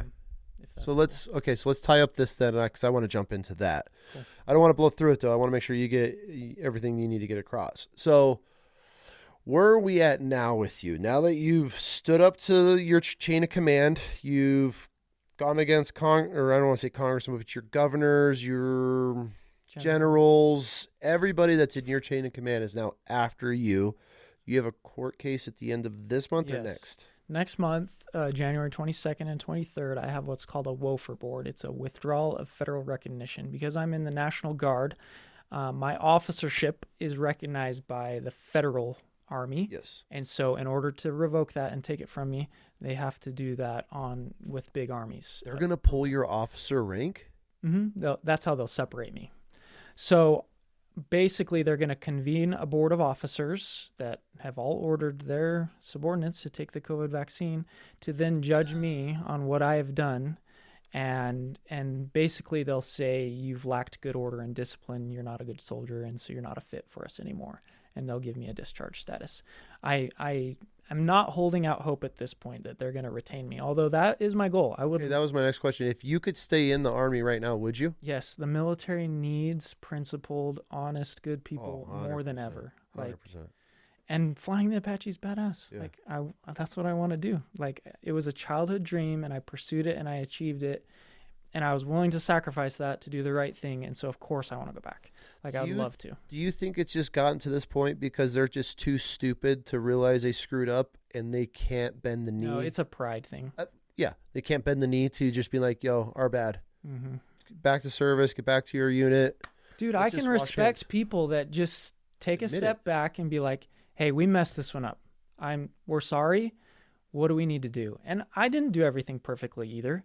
I've been very abrasive in the stuff that I've posted on social media, which is I'm banned from Utah Guard property. I don't know if I told you that. If I step foot on Utah Guard property, they'll arrest me and charge me with trespassing. It's this whole thing. Wait, hold on. You're in the Utah National Guard currently, Yep. but you're banned from stepping on any U.S. 'Cause I'm an insider threat, apparently. So A threat to what? they think I'm going to come in and shoot everybody up and kill everybody. And anybody that knows me and knows my faith, like that is the exact opposite thing that I'm going to do. What happened That's sad. is, you remember the New Orleans attack? Yes. After that happened, I was so frustrated because that was something that they should have caught and seen coming, right? There was a lot of signs. And so I took to X and I voiced my frustrations, and I said something along the lines of like, if you guys spent less time demonizing extremist Christians and paid attention to some of these real threats, maybe we could catch them and save some people before it happens. And I made a comment about, that was about around the same time that CEO got murdered too. Yeah. And Pharmaceutical one. Yeah. And I said something along the lines of, I'm not violent. I'd never do anything like that. Thank God, because I know my shit cycles perfectly when suppressed. And I even prefaced it and said that Jesus would never want anything like that for me. So like, if I could go back, I'd polish some of the things that I said in anger, you know? Act out of emotion. Absolutely. But like, at some point you just get so frustrated with the things that you see. Yeah. You're just like, guys, get it together. Like, what are we doing? These people didn't have to die. And now I'm more of the opinion that was probably planned. And, for sure. So the way that I view these things has changed. But anyways. Interesting, man. So it's such a bummer, because the good ones always either get out or forced out. Mm-hmm. Yep. We need a culture change. And it starts with the officers. On a personal level, with the grunts, with enlisted guys, they're awesome.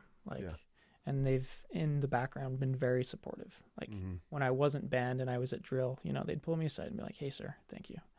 So what's your message? I know you kind of gave a quick one in the beginning of this, but for active duty members, for all U.S. active duty members, officers, and enlisted, what would be a message to them about standing up for their rights and what they believe in? Yeah. Your oath you made to God, and he's going to hold you accountable to it. So if there's ever a question, figure it out. Like, you need to know what's going on. Don't just blindly follow orders. Like, it doesn't take long to look up the regulations and make sure what you're doing is right. I love the movie Kingdom of Heaven. And King Baldwin says, even though the men that move you may be kings or men of power, like, your soul's in your keeping alone. When you stand before God, you cannot say, I was ordered by others to do thus. Virtue was not convenient at the time. This will not suffice. Remember that. And that would be my message, that God is real and you will stand before him someday and answer for your life. And so make sure that you can give good answers. And they're like, in that moment, you'll do anything you could to go back and change it. So just realize that like, what we do here in this life matters. And so don't just say, oh, sir told me to do that. That's not going to fly with God, So that would be my message. Awesome. Let's get some lunch. You can probably get changed and get out of the circus suit. And then we have some conversations about Mormons that I want to have, because I'm fascinated by that. Yes, I have a very unique faith journey for sure. All right, dude, let's go get a bite to eat. Cool. All right, we'll be right back. All right, bro, part 2. We're back. Yep. I feel 10 pounds lighter. Do you? I do. Does that help? Like, a little bit? The clothes. Oh, I thought you meant get it off. And I guess I'll do the spiel during this segment of the podcast. None of my opinions are reflective of the Department of Defense. I'm not going to call it Department of War. That's my peaceful protest. Department of Defense, the Utah National Guard, or the U.S. Army. These are all DJ's thoughts. Well, the from here on Department out. of War is so gay to me. I'm It's sorry, but when they came out with that, I was like, and especially Pete, too. Like, that dude's the biggest cheese dick of them all. I'm like, and Cash Patel, I'm like, there's no Department of War. You guys are a bunch of dorks, it's dude. programming, right? 100%. They're trying to get us geared up for war, and we don't want that shit. It's all propaganda. It's Yep. part of the planting the seeds. I just wish people saw it. Like, they came out with it. I'm like, why are we changing this? Like, what are war Is hell. We don't want to do. We will, but like to celebrate it preemptively when we're in a hopefully kind of time of peace. I don't know if we are or not, but like, let's not do that. Let's call ourselves the Department of Defense until we're actually in a war, and let's have Congress declare that war. By the way, like the Constitution says. Never. You know. Well, as long as Israel pays for our politicians. Oh, the we'll do War whatever. Powers Act needs to be dialed back. It's just gets abused by both sides of the aisle. Oh, yeah. It's disgusting. All right, dude. Part 2. Part 2. Might just run it all as one, but Mormons. Let's talk to LDS. I just got crucified recently Okay. by the LDS community because of a recent guest that was on that went to a cult community in Mexico. Her parents dropped her off, and it was run by LDS members because I Googled the founders of this cult, Okay. and it says that they are Latter-day Saint members. So I put it out on a post that it was run by members of the LDS church, and the Mormons went high and to the left, saying that that's not LDS, it's FLDS, like screaming. I have them messaging me on every single platform, literally like, you hate Mormons, you're trying to put a bet. Like, it was something that, like, if I would have gone on and been like, yo, Mormons are a cult, 100% change my mind, then I could see this. But I was like, these are the people that just founded this down there. I'm not saying they're part of the LDS community in Utah, but if you Google these dudes, it literally comes back at the LDS, and they went psycho. So for me, when somebody is so triggered over one letter before Latter-day Saints, there's something more to this. Yeah. And it's way deeper into, and I'm going to say it, I'm no offense to you, 100% a cult to me. Freemason shit. I think Israel's involved in the church. If you want to follow the money, why is it one of the largest landowners is this church that we can't pull any numbers from this organization? Why am I hunting in the middle of nowhere and there's a plot of land owned by the LDS church, right? Yep. And this is things that have been like, why do all of the Mormon communities and the businesses all congregate together very Israel-like? It's almost like another group, huh? Okay, it's very, very, and I'm not going to filter any of this. This is going to spark some shit on the internet. But a lot of it reminds me of what's Israel in the Jewish community, of how they're very protective, very secretive. They have very secret things that go on inside the temples, the way that they communicate. There's a lot of strange things to me as an outsider, as a follower of Christ. I have and people could say Christianity is a cult, 100%, because that's the man-made side of it. Mm-hmm. I don't follow the religion. I follow the relationship with Christ that I have. That's who I am, and that's what I believe. Whatever. Believe it or not, cool. I hope one day you find the peace, love, and everything else that comes along with it.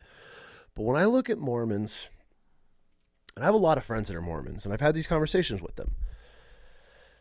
I took Christianity, Judaism, Muslims, Buddhists. There's a lot of religions around the world, thousands and thousands of religions.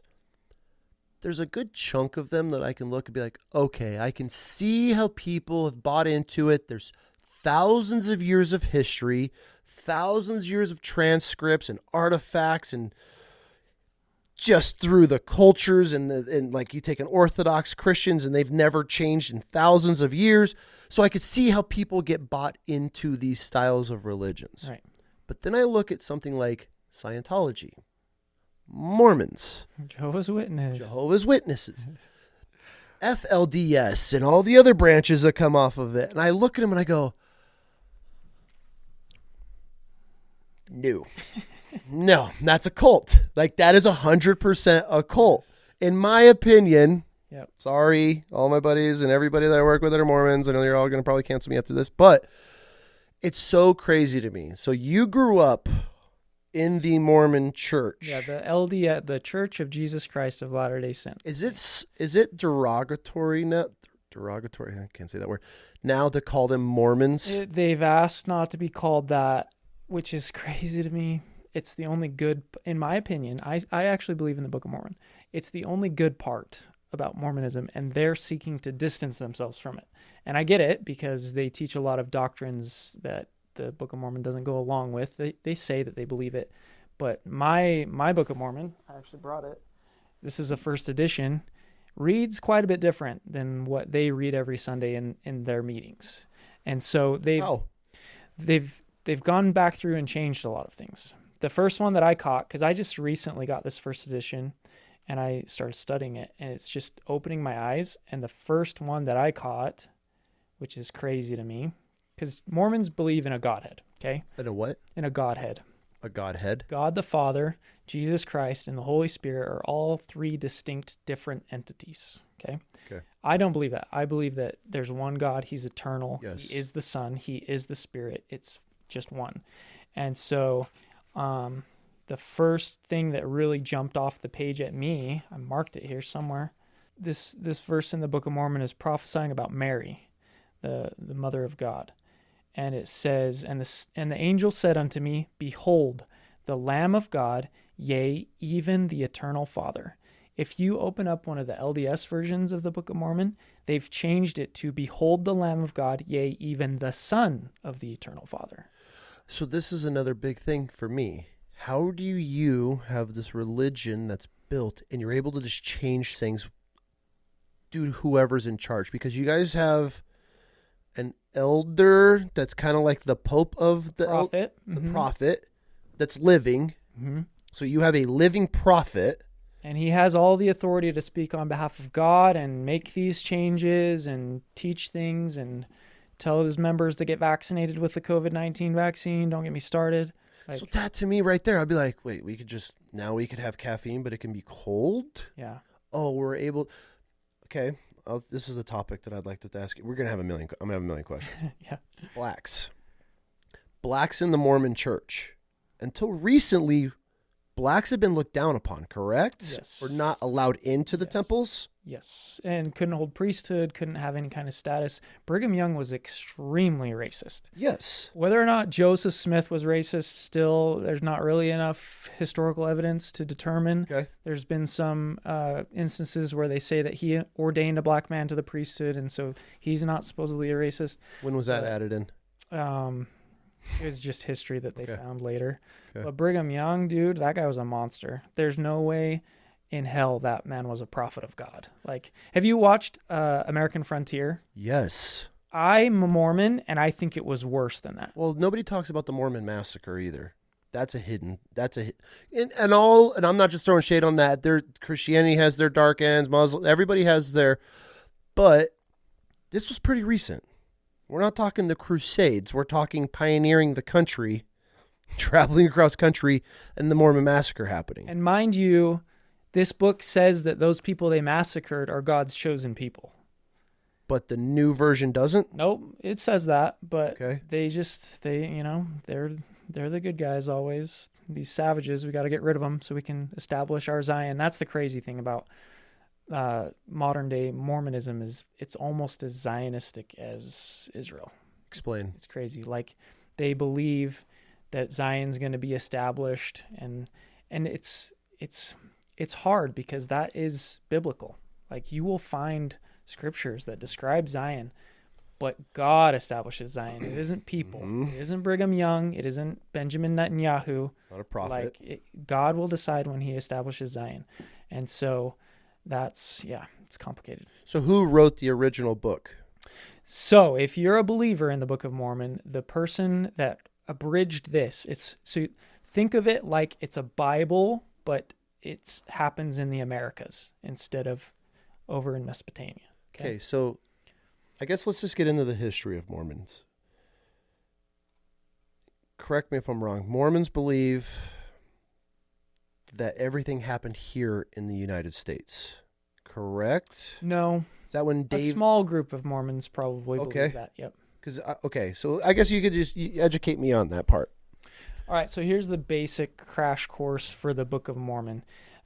It starts at the reign of King Zedekiah, right before Babylon comes and destroys Jerusalem and takes the Jews into captivity. Okay. What happens is this guy Lehi is called of God and becomes a prophet, and he starts preaching to Jerusalem and saying, hey, you guys got to repent or Babylon is going to come and destroy you. Well, they reject him. They make fun of him, and ultimately they're going to try and kill him, and God warns them in a vision, hey, get your family out. You've done what you need to do. I'm taking you somewhere else because Babylon's coming, and I want some of my chosen people to be okay. Okay. And so they journey into the wilderness. They spend quite a bit of time in the wilderness, and then they go back in secret to obtain a version of the Old Testament known as the brass plates. So there's a guy of high status in Jerusalem named Laban. He's not a religious guy. He's just probably like generation wealth, right? And he has this version of the Old Testament, the 5 books of Moses, everything up until Zedekiah, all engraven on brass plates. And so through stratagem and some crazy stuff that happens, they're able to get these plates from Laban, take them with them into the wilderness because they need scripture in order to start a new society, right? Okay. Without a written history and your beliefs, you can't go very far. So they had a version of the Old Testament that they took with them. So then the son of this prophet Nephi, he has his encounter with God and believes that his father is a prophet. And so he kind of becomes the leader at that point because Lehi kind of questions God and gets punished and it isn't quite as faithful, right? Kind of like David, you know? And so Nephi is instructed on how to build a ship, and they come to the Americas and they establish a civilization, and his brothers hate him and they become separated. And it just goes on from a history from there of the prophets and everything that supposedly happened here on the North American and South American continent. The exact location is debatable. There's people that believe that it happened up in the Great Lakes region. There's people that believe it happened in Central America where like the Aztec temples and stuff are. And so there's not enough evidence or detail in this record to be able to really pinpoint the exact geography of where it occurred. So you follow the Book of Mormon, but you don't consider yourself a Mormon. Are you a Christian Mormon? It depends on what your definition of Mormon is. The original definition of Mormon back in the day when all this happened was somebody that believes in the Book of Mormon. It's now changed into like you're a follower of the LDS church and you believe in, you know, some of these things and polygamy, and they'll say, no, we don't practice polygamy. Well, they still believe that it happens in the eternities and that we have a number of heavenly mothers along with our Heavenly Father, which the new prophet that just came up, the other one died, he's openly preaching this concept of a heavenly mother, and I will challenge him directly. That's heresy. Like sure. There's not a single scripture in either the Bible or the Book of Mormon that supports that. And that's the Book of Mormon does say that false prophets will rise up and they will teach doctrines that are pleasing to the ears and popular. And, you know, the feminists, they want to have their mother God too, but it's heresy. Like we can't put God in a box. He's all powerful. So how do you, like, I'm just trying to figure out your position because, so you don't fall under the LDS church, but you still believe in the Book of Mormon, but you believe in Christ. Correct. Why not just absorb the Bible that's written by, well, not written by Christ, but all of the books that are combined about him? What's so significant about that versus the Bible? The short answer is the Nicene Creed. That's when a bunch of guys that I don't believe were inspired got together and decided what they were going to and were not going to include in the Bible, so then that they could create a church and it would be a top-down power type dynamic. Okay. And so you lose things like the Book of Enoch, yes, which is what everybody needs to read today to understand the spiritual war that we are in. Fallen angels and everything, yes. So the Book of Mormon says that when the Bible came forth out of the mouth of the Jew, it was perfect and that things were taken away and changed and manipulated. And so now it's not completely perfect anymore. And I'm going through it right now. I'm still on my faith journey. I like to say the saying, I won't speak for future DJ, right? For sure. Because everybody's allowed to, figure out different things. You. So right now what I'm big into is I'm trying to figure out Paul. Okay. Because there's a lot of people that I'm listening to and following that are like, Paul doesn't teach the same gospel that Jesus does. And I'm like, you know what? When you really break it down, that's true. And you get into topics like grace, that all you got to do is declare that Jesus Christ is your Savior and accept him and you'll be saved. But that's not what Jesus taught. He taught, yeah, you need to do that. But then if you love me, follow me, keep my commandments, endure to the end. And so there's grace is a grace, but it should change you in a way that now you're going to change your life and follow Christ, not use it as an excuse or a cop-out to be able to sin. And that's what that was one of the things I wanted to say in the last segment when we were kind of touching on lukewarm Christianity. That is a telltale sign. If you are in your moment of sin and you justify it in your mind and you say to yourself, thank God for Christ's grace that I can do this and I'll repent later, you are so much worse off than somebody that does not have Christ in their life. Why? Because you're abusing his grace. Okay. Does that make sense?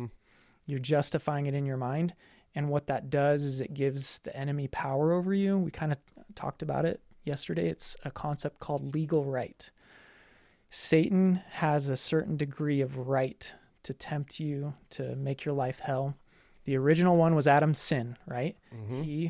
He fell in the garden, and because of that, all of us are tempted to a certain degree. That's the original sin and the original legal right that Satan has over humanity.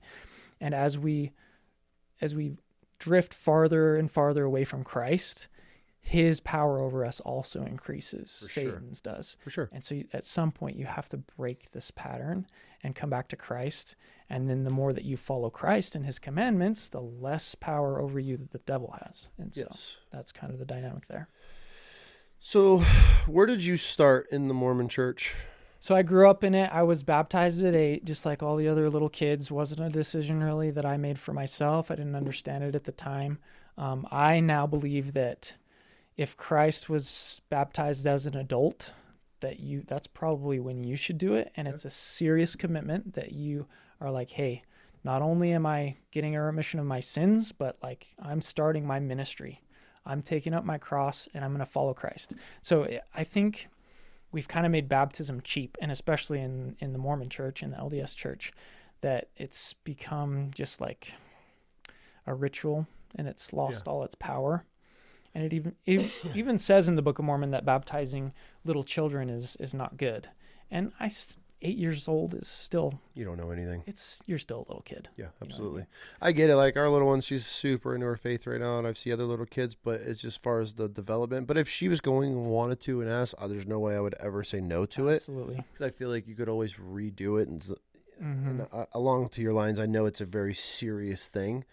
And people come and go. Their faith is strong and then fades away, and they might want to be able to do it again. But I don't think you should ever, if a child comes to you with it, I'm one of the, my parents are very against it because it's a very serious thing. But at the same time, I would, if a child came and wanted to be baptized and to turn them away, way different.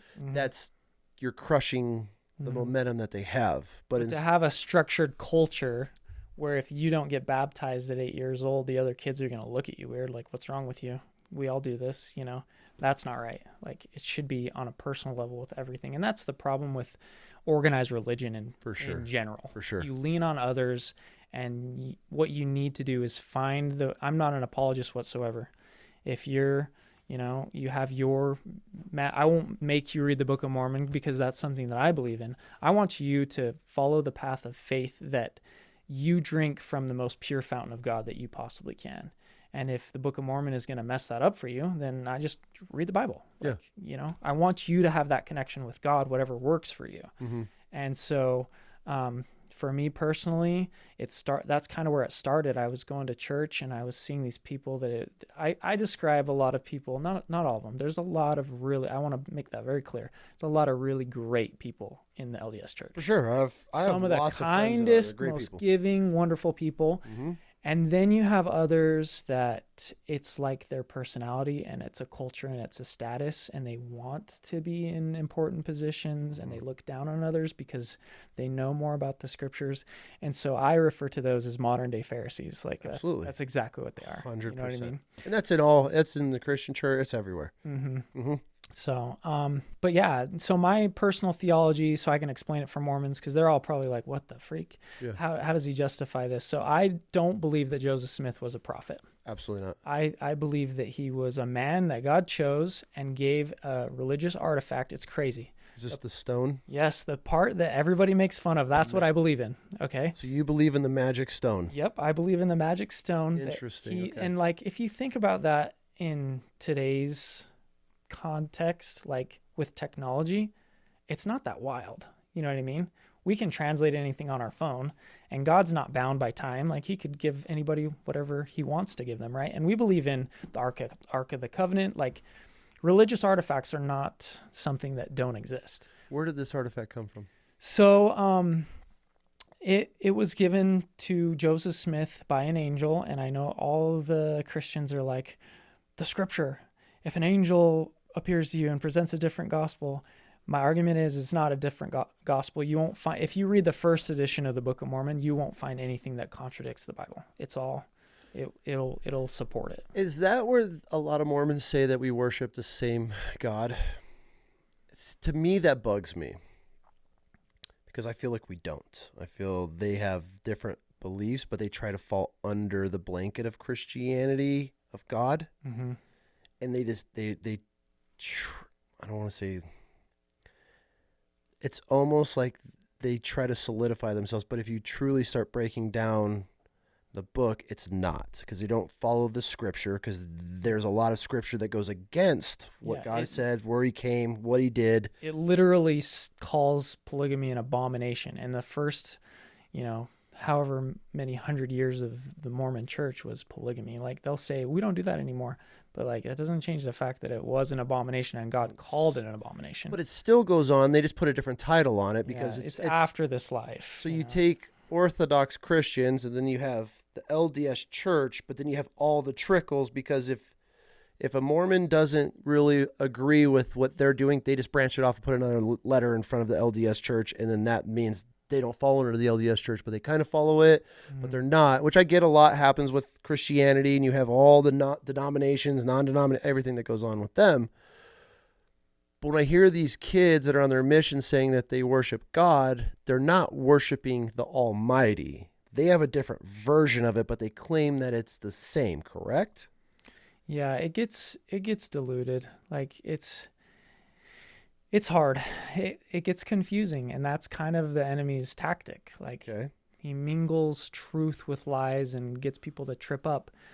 I mean, the Book of Mormon is clear. There's one God. He is Jesus Christ. Like, there's not three separate beings. There's not mothers in heaven. It's very clear. But anyway, to get back to the Joseph Smith thing, he did not write the Book of Mormon. I don't believe that. I believe that he translated it, and he used a gift from God to be able to do that. And as soon as he surrendered that religious artifact back to the angel is when his connection with heaven ceased. And so what you have then is this guy that's produced something interesting, right? Something that's, holds a lot of value for people.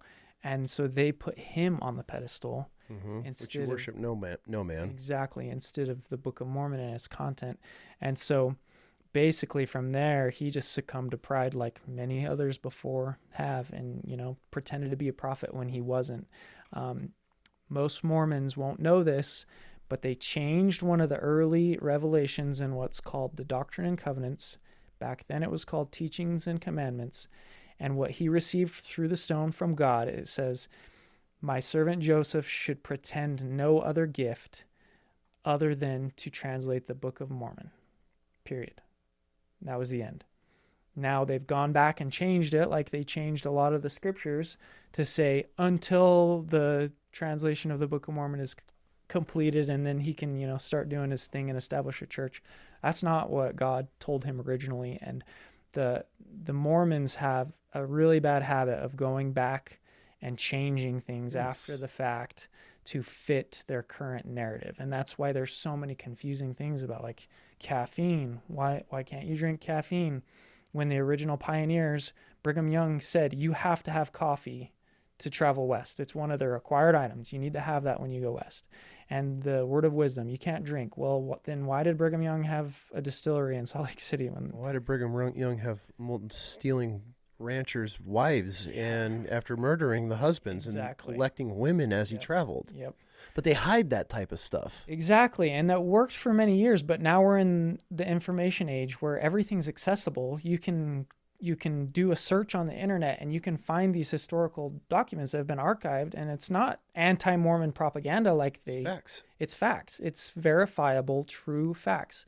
And so and I get it. Like, you grow up in this very strict, very rigid culture, and especially if you're like me and you believe the Book of Mormon, you have a hard time like, how do I explain this? I know this is true, but everything else is a lie. So where do I go with this? The Bible. You go to the Bible. Yeah, you can go there. So the cool thing about my theology is it will be very easily disproven. Okay. The Book of Mormon prophesies that the brass plates that I told you about that they took from Jerusalem in the latter days will come forward, and it will confirm our Old Testament and add to it. It will be a version of the Bible that's more ancient than anything we ever had, and it will prove the veracity of the Old Testament. This is what you're waiting on? And it will be so cool because we'll be like, oh, look, here's a historical artifact that proves that what is written in our Bible is true. Plus, we're going to get the Book of Enoch back. We're going to get everything that they took out in the Council of Nicaea. All that stuff, I believe, will be returned. But don't the Mormons kind of have a little bit of a blip on the radar when it comes to artifacts and people just making up random shit? Yes. One guy in particular is the Salamander letter. That one's fun. Have you heard of that one? I don't know if I've heard of it. I'm speaking of a guy that had these artifacts that were given to him, and then come to find out they debunked it all, and it was all just fake. And That's the Pearl of Great Price, and that was Joseph Smith. Yeah. Okay. Yeah. So he supposedly translated after the Book of Mormon, after he lost his gift. This traveling salesman comes through with stuff from Egypt, and they're like, "Oh, Joseph, translate and see what." And so he publishes another book of scripture, supposedly based on this, and then later they translate it, and it's all BS. It's not real. But they still worship him. Follow him. Follow. They don't worship him, but they follow. Yeah.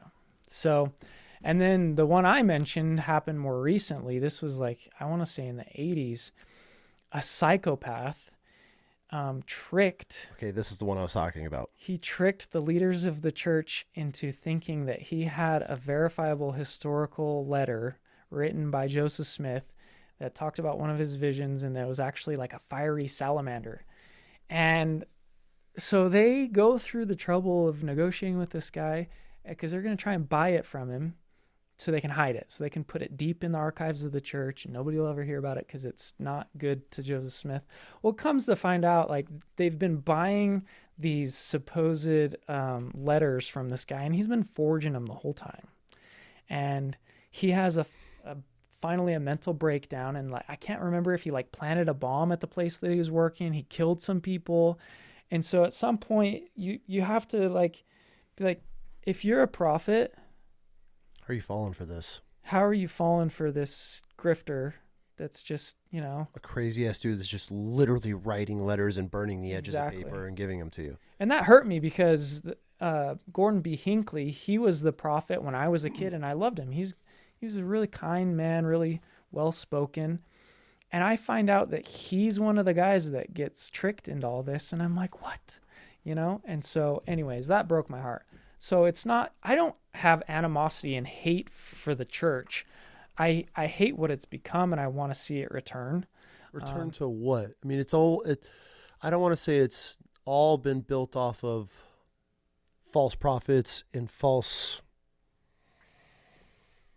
beliefs in history, but like, what are you falling back on? If it's not the Bible and not Just this, the Book of Mormon. okay. Yep. But if there's a whole generation that is not reading the original book and they're all following the Gen 2, Gen 7 at this point, probably, yeah. okay, like that, those are the questions to me, like as Americans or just anybody that's following the LDS religion, I just don't know how people grasp. Like if they were coming out and changing things in the Bible and they were just like rewriting things, I'd be like, this is a huge red flag. Yep. You're talking thousands of years, and now all of a sudden, like we're just gonna like implement something new because Absolutely. times are changing. That's where I get this huge cultish feeling, is when you're easily manipulated, and then people are just able to like, oh hey, by the way, this is legal now. Hey, we're gonna pull back on this now. Oh hey, we're allowing everybody to do this now, and you're just like, wait, Yeah. Is- God doesn't change. and what's been written for thousands of years doesn't change. Absolutely. Yep. So that's where it's like, for me, it's like, that's where my question is to you. It's like, why not just pick the Bible up and study the Bible? Yep. Just that promise that some of it's been taken out. And so, I understand that. yep. But if you look at how many correlations through transcript over thousands of years through people that aren't connected, you've seen that picture of the rainbow, right? Right. How do you argue that? Oh, I definitely believe that the Bible is divine. Like I read it every day. I'm in Revelation and Isaiah right now. Awesome. Okay. Okay. Yeah. So, and that's where, okay, that's why I was asking, like, if you're believing this, how do you not believe the Bible? Oh, no, I definitely believe But the then in Bible. reading the Bible, how is the Bible not opening your eyes up, or is that pretty? Because I have not read that. I really should, because I'm getting deeper in this, especially after being attacked by the LDS. Yeah, you got to put your money where your mouth is now. For sure. Yeah. And I have to educate myself, because it was just a couple of weeks ago, and I was like, oh, okay. And then the light bulb was like, oh, Yep. that's suspicious. So that's what got my gears turning. Yeah, the argument that they made is weird though, because they said it was owned by the FLDS, not the LDS. Yes. Wasn't the Utah one ran by LDS people for sure? Yes. The one that they did the documentary about. Yes. They And do this weird thing where they deflect, like, "Oh, that's not us." that's a huge problem that I have with Mormons. Whenever they have something that doesn't shine light perfectly on them, and they're these perfect little Mormons, they're like, not us. Yeah. That's one of our other branches. Okay, sorry, I got it confused. You guys, there's like 100 different types of you now, so forgive me. Yeah, they gotta cut some people some slack. Like, if you're ever gonna invite people to try and to taste this and see if it's any good, I love Matthew 7. Okay. By their fruits ye shall know them. And so this is a fruit that I love, dude. I find it delicious. And so it's just weird to me that they just get all defensive, and it's very telling because there's none of the temple stuff in here. There's nothing good said about polygamy in here. There's nothing in here that says you should be an organization that hoards billions of dollars. Hordes that you're hiding. Uh-huh. Okay, so I guess my next question is, what is the major difference? And then I'd like similarities, but what's the difference between the Bible, besides the Book of Enoch, and there we know that there's been scrolls that have been removed from the Bible, right? That's not any secret. What's the difference between the original Book of Mormon and the Bible? Like doctrinal differences? Yes. Because obviously it takes place in two different distinct regions. Yes. But doctrinal differences, you'll be hard-pressed to find any if you read the first edition. Okay. If you read, I have a saying, if it's blue, it isn't true. Their version of the Book of Mormon, you've seen it. The elders will give you one for free. That's funny. They'll love to give you one for free, but it's blue. And so my little saying is, if it's blue, it isn't true. I testify that God got it right the first time. There was no need to go back. It's Holy Scripture. It's either Scripture or it's not. So you're saying that was written by God? Yes, by prophets of God, not by Joseph Smith. And here's the other thing that I'll say. If you read this, you will come to a place where you either have to admit that it is Scripture or admit that Joseph Smith is the greatest writer of the 19th century, better than Charles Dickens. Because if you read this and then try to tell me that a 24-year-old wrote this, like, it's huge. And That's what you're banking on? oh, no, I know it's true because I've had experiences with it, and it's like with the Holy Spirit. But for anybody to be like, yeah, Joseph Smith wrote that, I'm like, dude, have you met a 24-year-old? They can barely write a college paper, let alone an entire volume of scripture that's like super in depth with accuracy in the region of Jerusalem and prophecy, and it's crazy. Like, where did he get all of his information then from? From gold plates. So it all goes, not the brass plates? Nope, the brass plates are gold different. Plates? The gold plates are a mini version of that's supposed to come out later.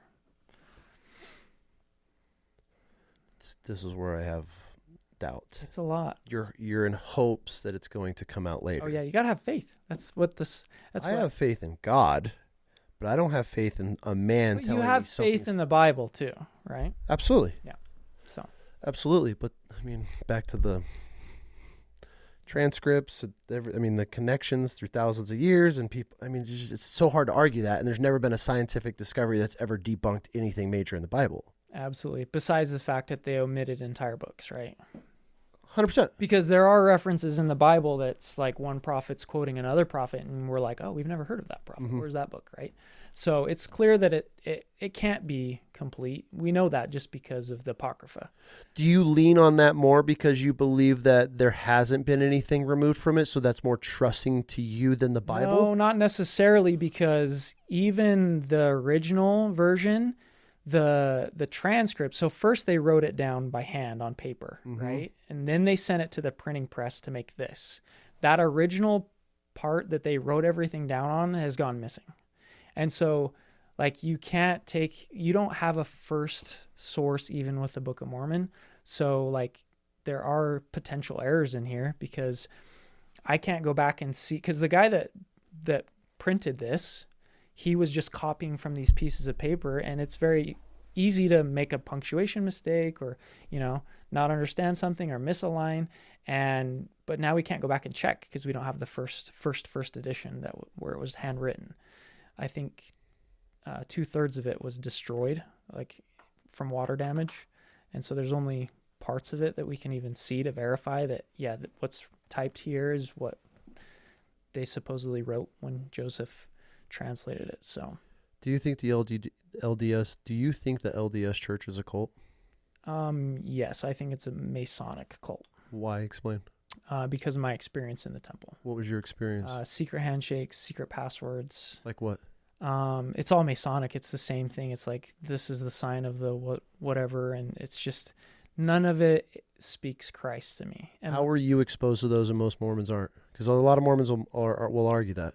Most Mormons do go through the temple, and that I went through that time, and after that I was like, this is weird. I don't want any more. So I haven't gone through any potential more advanced stuff because it was always weird to me.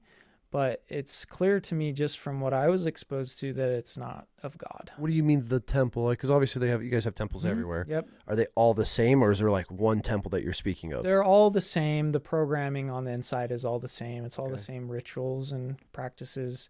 And I will declare that Christ doesn't do anything in the dark.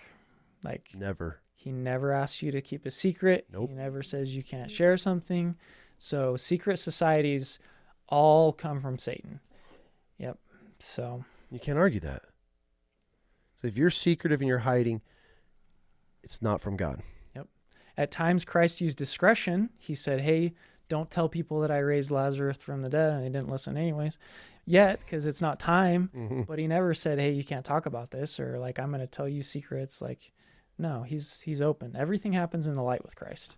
And so if you're in an organization that has secrets that tells you you're not to reveal this to the general public because we're special, because we're better, because we know better, because they're dumb, you're in a cult. Like,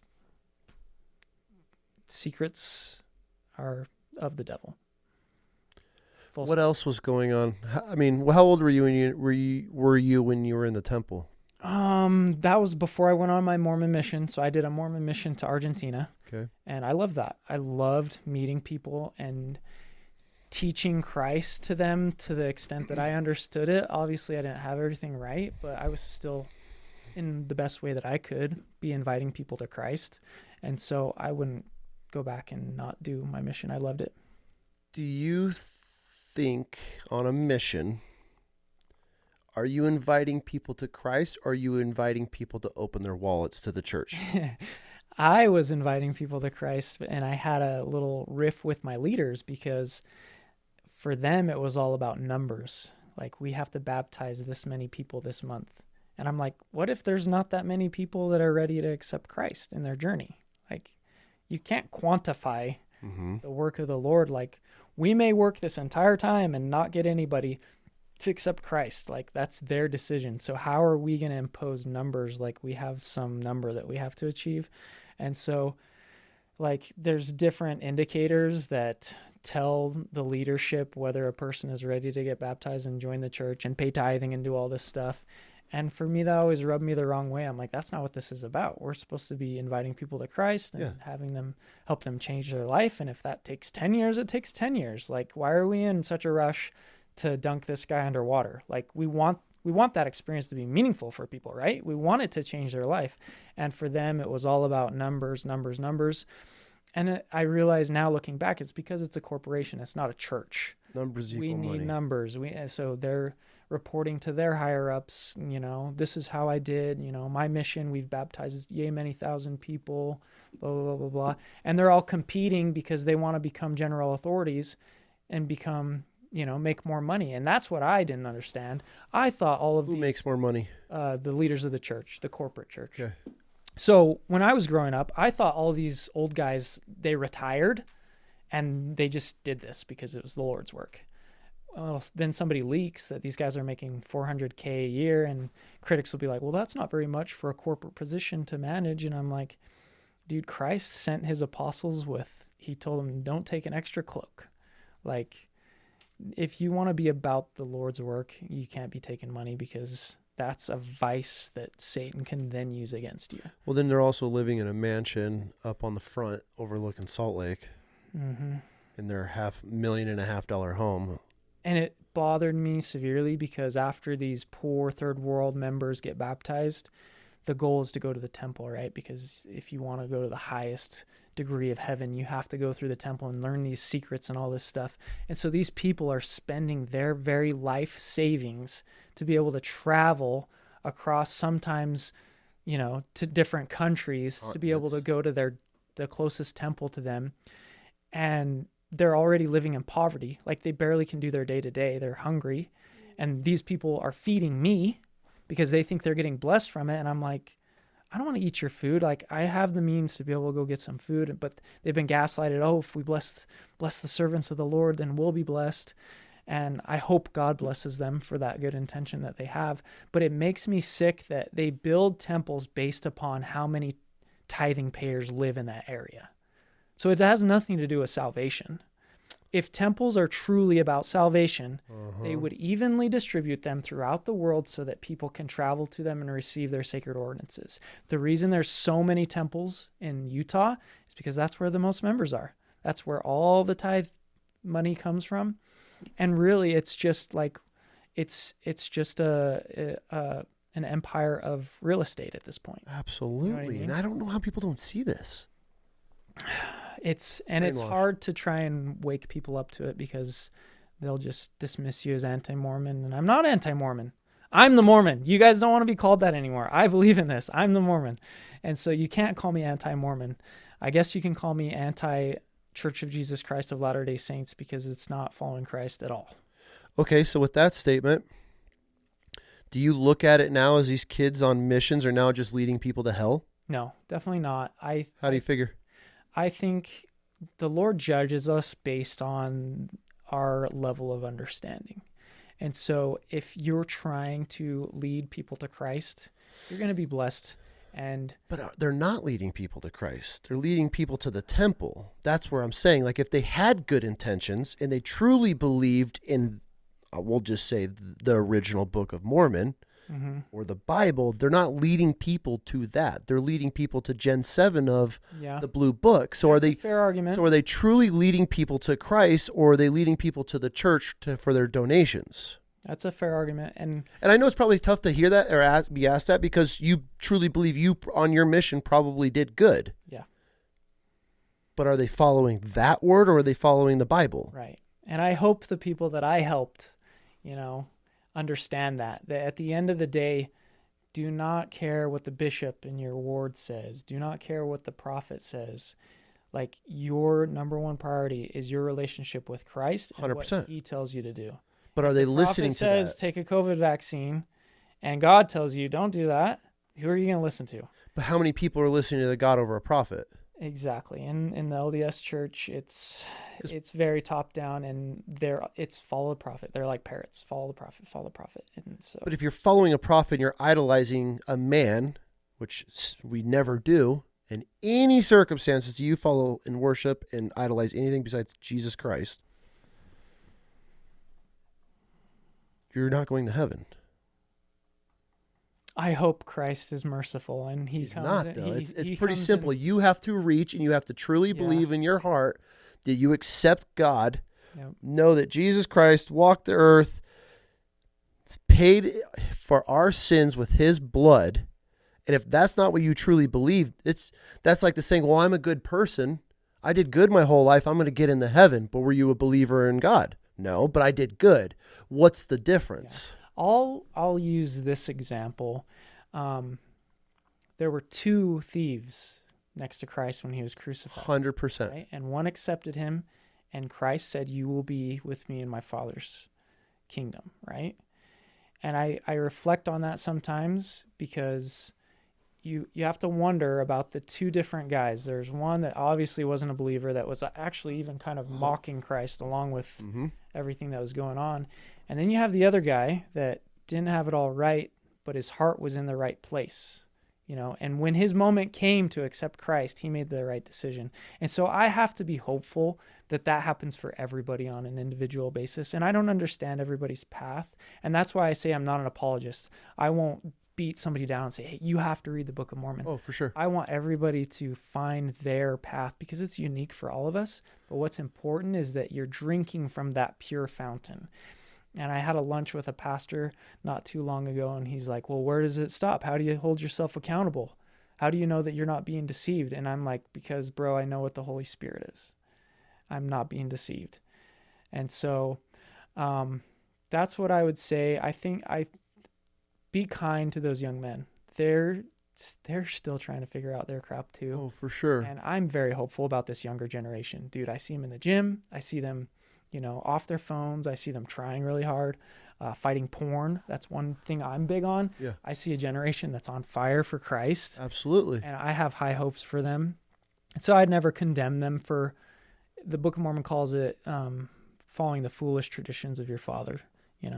Everybody they'll figure it out. If they truly are seeking Christ, he's going to reveal himself in little ways along their path, and so that eventually they can figure it out. And that's how, sure. that was my personal experience too. Which, I mean, yeah, I can see that. Because it doesn't matter where you are, what cult, religion, what you believe in. If you truly seek, you'll find. Yep. So but the problem is, it's such an indoctrination from day one. Yeah. From a childhood in the LDS community, you are just brainwashed. Yes. And the problem is, we touched on it lightly, but the more extreme and culty or, wild the belief system, the easier it is for Satan to then infiltrate and then manipulate you and use you for evil. You know what I mean? So let me ask you this question. Do you feel that Satan runs the LDS church? Depends on definitions. So we often talk about like a deep state in our government, right? Mm-hmm. Like there's something going on in the shadows. We don't know the people. We don't know who they are. I believe every organization has this same deep state. So do I believe that the current prophet is sacrificing children or doing satanic things? Probably not. But are there factions within the church that are doing those things? I know it for a fact. And it's perverse in the Mormon church because of their ties to Masonry.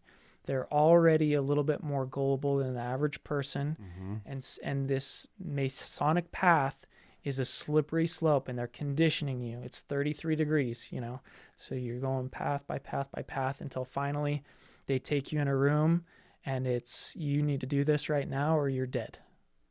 Choose. It gets to that point? Oh, I'm sure of it. Like, we've taught you all these things. If you don't go all in now, you're dead. But if you do join, you're going to have all this money and influence. You're going to be part of our network. And so I think that it's very perverse in certain circles, like Matthew 7, by their fruits. Look at Mormon talk or whatever, the mom talk. They're all swinging. These are the children. I believe that these are the children of the Masons in the church that are doing the perverse things, because that trickles down to your children. You can't commit evil and it's an energy that your children are going to pick up on. And whether or not that they get involved in this specific evil, this evil trickles down into them, and it's generational trauma that they then manifest by being sexually perverse, by doing all these things. Like, I just became aware of this Mormon guy that he impregnated 7 women in Dallas. Okay. Bullied 2 of them into getting an abortion. 1 had a miscarriage. 2, they've carried full term and have the child, and he's refusing to pay child support and threatening them with NDAs and lawsuits. And I'm just like, he grew up in the same church that I did. He's like about my age. How do you get to a point in your life where you fuck up that bad? Okay. You're spreading your seed, being totally irresponsible. And then and when all of it comes to light, instead of being remorseful and doing everything that you can to try and fix it, you're going to double down and you're going to bully these women that you've destroyed their lives, and threaten them, say you're going to sue them. Like, I don't understand, having been raised in it, how somebody could be like that. Like, I think he went on a mission. I'm not sure. So he grew up like I did. He wasn't doing this on a mission. No. This was after. Okay. So I don't know that he went on a mission. I know his parents were on a mission when all of this happened. But so I have to wonder, if I had the same like religious upbringing as this kid, what was different with him? You know what I mean? Yeah. You could say that with, like, dude, you fall away, and it doesn't mean he's still, but that's where you hear a lot of Christians say they fell away from the church, they fell away from the religion, but you're either Mormon or you're not. Right? Once you leave, there's no going back. I feel with at least I have so many friends that have left the Mormon church. Like, there's so many people that don't even talk about it that are like, oh, we used to be like, one of my really good friends was all like, he left the church with his wife, got to the point, he's like, it's too much for us. This is, there's too much evidence. Yeah. There's just too much. Something's off. We don't feel right with this. We're going to take a break. Well, his daughter, it's time for her to go on a mission. He's like, hey, we're not pushing our beliefs on you, but the church isn't right for us anymore. Go do your thing. We want you to find this, and you do your path. Cool, right? I respect that. Absolutely. This was like his best friend. It's a baby girl, hunting partner in crime. She comes back from this mission and disowns their whole entire family until he gets back into the church. Won't even speak, associate, won't even come over for any holidays, nothing. And I ask, how does that help anybody? That's what I'm saying. If you truly believe that this is Christ's true church and it's the one way that people can be saved, why on earth would you alienate people instead of like continuing to try and help them? That's like me sitting down and I can't have a relationship because you're a Muslim. Absolutely. Or you're a Buddhist, but we Absolutely. can't even associate. My neighbors across the street called on the neighbors across next door to us because they had a party, and the Mormons, because they're both Mormons, saw that there was alcohol and called the church on them. Oh my gosh. I'm like, to me, like, this is the stuff where I'm like, you guys believe this stuff? Like, you're ratting each other out, but then at the same time, I know what that dude's into.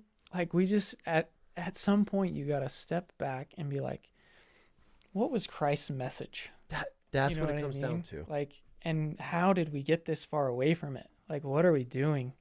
We're participating in this petty bullshit where we tattletale on somebody else. If you truly loved Christ and you truly believed that alcohol was going to drag them down to hell, you'd be over there having a conversation, witnessing to them, being like, I love you so much. I don't want this for you. What can I do to help you? You know what I mean? But instead it's like, I'm going to shit on you so I can, it's the LDS church is very gossipy. It's very sad. What's something that's very dark about the LDS church? And I'll preface this and say it happens in every society. It's rampant in certain societies that are more extreme. Okay. And like, I don't think, Muslims will get mad at me for saying that there's factions within Islam that are just as evil as this. And, you know, the Catholic Church is notorious for a lot of the pedophilia and the issues that they've had. Absolutely. So I'll preface it that way to say that I'm not attacking the members of the church, but the organization is set up in such a way that this evil is able to thrive in the darkness. And it's something called satanic ritual abuse. You've probably heard the term. It's starting to come out more. But basically, it's these Masons that I'll recommend a series to you it's called Predictive History. It's by a guy named Professor Jiang. He's from China, which I know, red flag, but he's really great. And he has a series called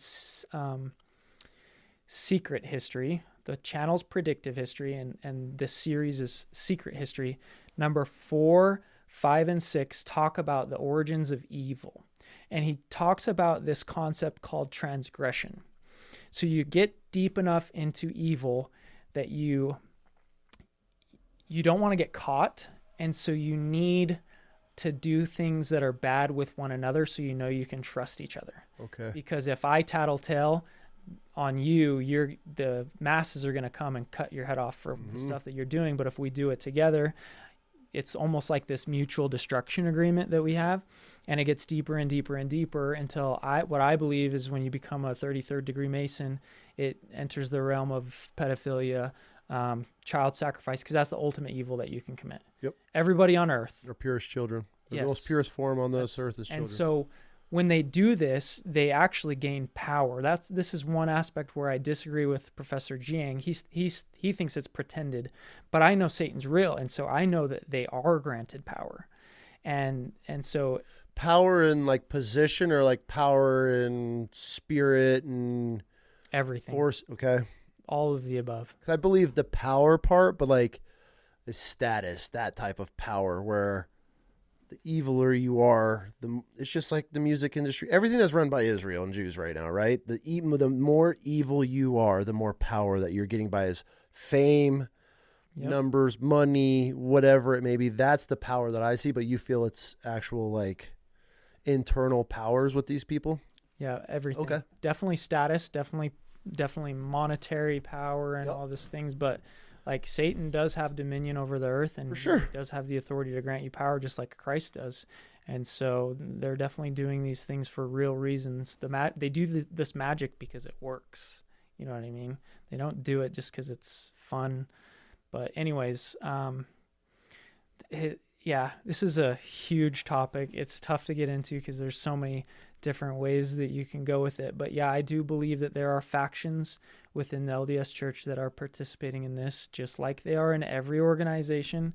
Like, evil is going to get in wherever it can, and that's how they have so much influence. Is they compromise? Well, they recruit first, and if they can't recruit you, then they'll compromise you, and they'll say, "Well, we have videos of you doing this, and we know you did this, and we know you're cheating on your wife, and so play ball, and we will just keep it to ourselves, right?" And so that's the way that Satan and this evil occult group that slithers in the shadow works, and it certainly exists in the LDS Church because of its extremism, just like it exists in certain walks of the Catholic Church and Islam and all these different organizations.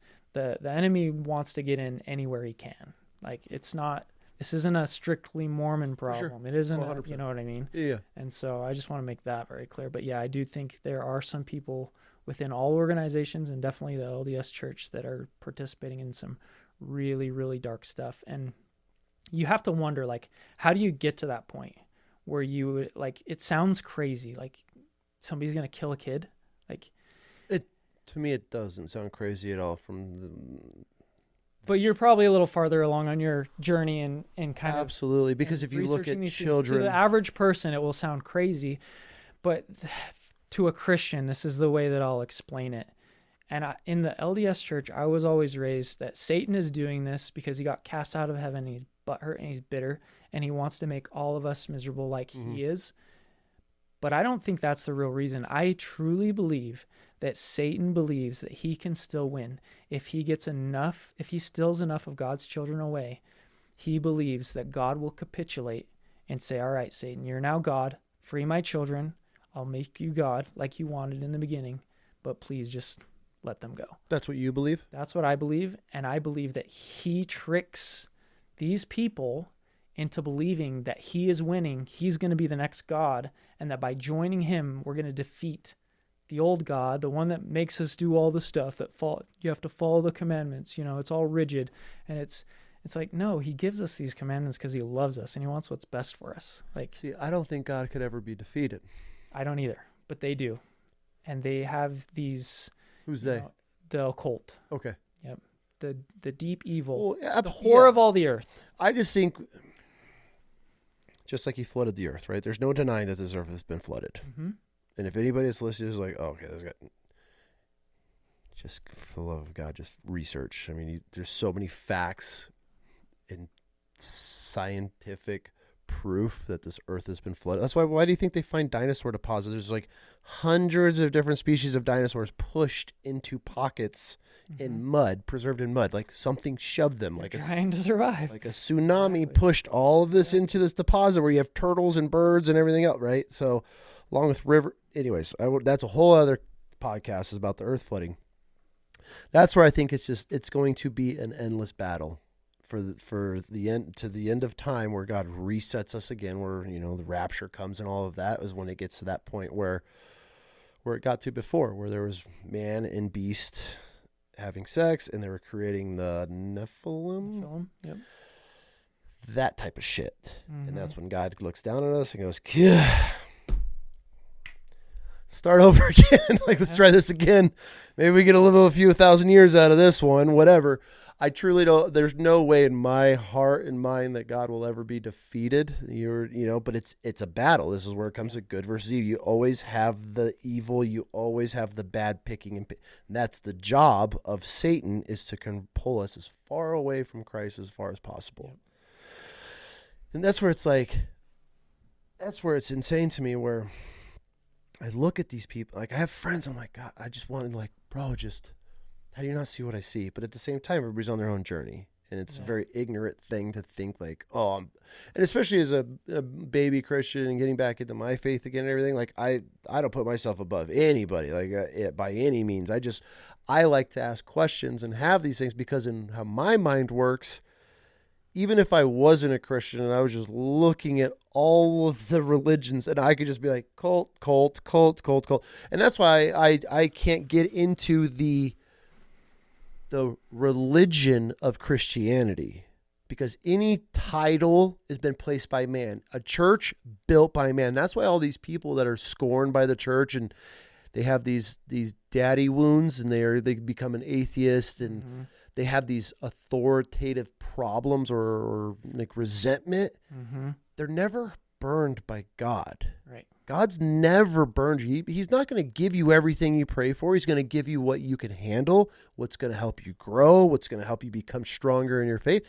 That's the greatest part of chasing Christianity, is because you could pray all day long, and we say it all the time, like God has a sense of humor, and you might be on a he path. Definitely does. If you look at my path, man. Exactly. So and I want to, so I look at all the different ones, and it's like, and I could say it as a Christian, it's hard for me to want to sit here and be like, oh, I follow this religion, because when you're following a religion, to me, that's a cult. If you're manipulating people to do things, but instead it's like, oh, I have all of these facts. I have the Bible. I have all the knowledge that I can read and learn about. All you're asking me to do is just reach. I have to believe in my heart and to without a doubt, knowing that he sent his son down to die for us. Okay. Yep. And I don't have to follow man. I don't have to follow things that were written and these rules and guidelines. And cool, it helps a lot of people stay in those boundaries. But when you start putting titles and names and positions and people of authority over other people, that's not religion, that's man. Absolutely. And that's where it's so hard for me to like look at Scientology and I'm like what the fuck? Yeah, that's one I haven't even gotten into. I don't know anything about it other than I love the videos of the guy that hangs out outside. Yeah, because come on. You know what they do in there?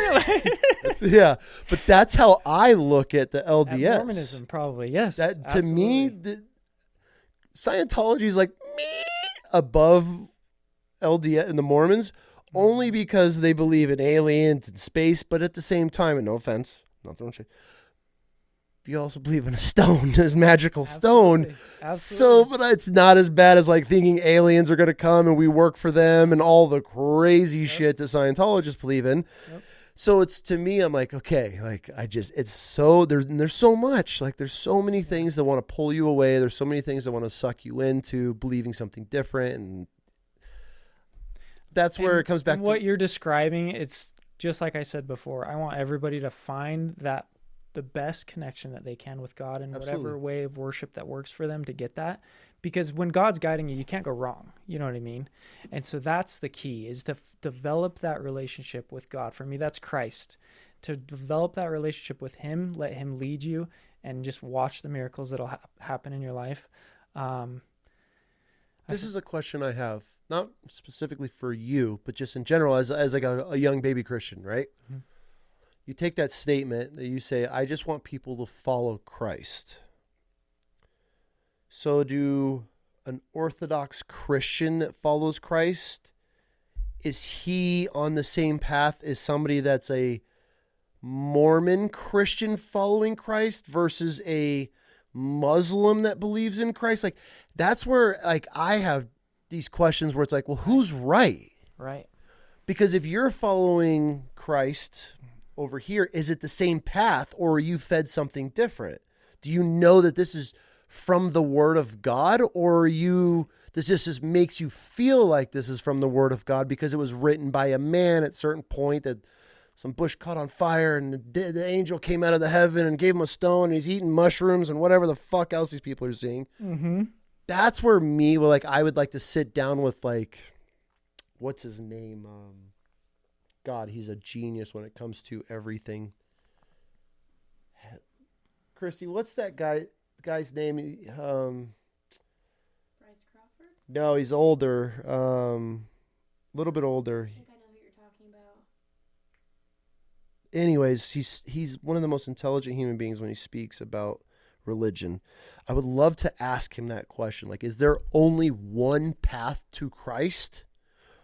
Or I like you, right? Like, but if I'm on the path of Christ, but then you're on the Mormon Christian path of Christ, right, do these get us to heaven? I guess is my question. Do they all lead to the same place or not? Yeah, or is the Orthodox Christian that's never detoured off of the original church through thousands of years, is that the path to Christ? I guess that's a question I have as a young baby Christian. Like, do I need to pull my friends that are believing in the Book of Mormon, believing in the Quran, but they're still think Christ is the end goal? Like, this is where religion muddies the water because it's created all by man. So do we just fall on the Bible? Do we fall on our communication and our prayer to God? But if you're praying to God, is it the same God that I'm praying to? Like, this is where shit gets muddy for me. Yeah. And this is where, not that I have doubt, it's just I'm not educated enough to be like, oh, okay, like, God, what is his name? Is it Stuart? No. Mom would know immediately. Stuart. I like him, though. No. Dad? Is it his dad? No, he's a younger guy. I don't know. Mom knows him. But, yeah, so, like, those are, like... because if I have a buddy that I truly care about, and as a Christian, our goal in the flesh is to bring as many people to Christ as possible, right? Absolutely. So like, how do we know if we're doing? Because then you got this little Mormon kid that he's been brainwashed his whole entire life, and he's going door knocking and converting many people, but he thinks he's doing the right thing.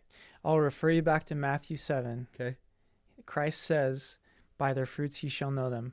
So if you have a friend that's in his own walk with God and he's doing fantastic, he's on fire for Christ, he's leading other people to God, helping other people, I would say probably don't try and disrupt anything that he's going on. Sure. Because in the end of that chapter, Christ says, there will be many that come to me and say, hey, we prophesied in your name, we did miracles in your name. And he's going to say, depart from me, you workers of iniquity. And that's terrifying. There's going to be a lot of Christians that happens to. Absolutely. Just because you're a Christian doesn't mean you're going to heaven. So at the end of the day, rely on the scripture that you know is true. And I think everybody would agree that's a Christian that, Matthew 7 is a really good one to depend on. Mm-hmm. When Christ says, you'll beware of false prophets. You'll know them by their works. My message to the people will be, the Book of Mormon describes something called priestcraft, which is hilarious because it's rampant in the LDS church. Priestcraft is accepting money for doing the Lord's work. The Book of Mormon says that if you're going to be about the Lord's work, you got to sustain yourself some other way. You got to have another job, and you're not profiting off of faith. Like you don't get paid to preach. And that's why I have such a problem finding a home like a church, because community is important. We need to be raising each other up, witnessing to each other, sharing our testimonies, saying, oh, this is what I learned in the Bible this week, edifying each other.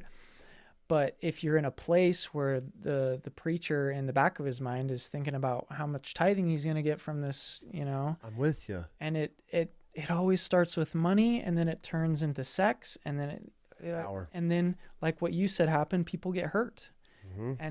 And the saddest thing, and it's terrible in the LDS church, a lot of people that when their faith is broken, they throw the baby out with the bathwater. I see a lot of people that decide to leave the LDS church. They leave Christianity entirely. Like, they're not even going to a non-denominational Christian church. They're not reading their Bible. They're just like, well, that was bullshit, so all of this must be bullshit. Yeah, absolutely. And it breaks. But you my got all heart. that bullshit from man. Exactly. Not God. You're projecting an anger that is wrong because your God loves you. Like 100%. He's there. He's waiting for you to reach out.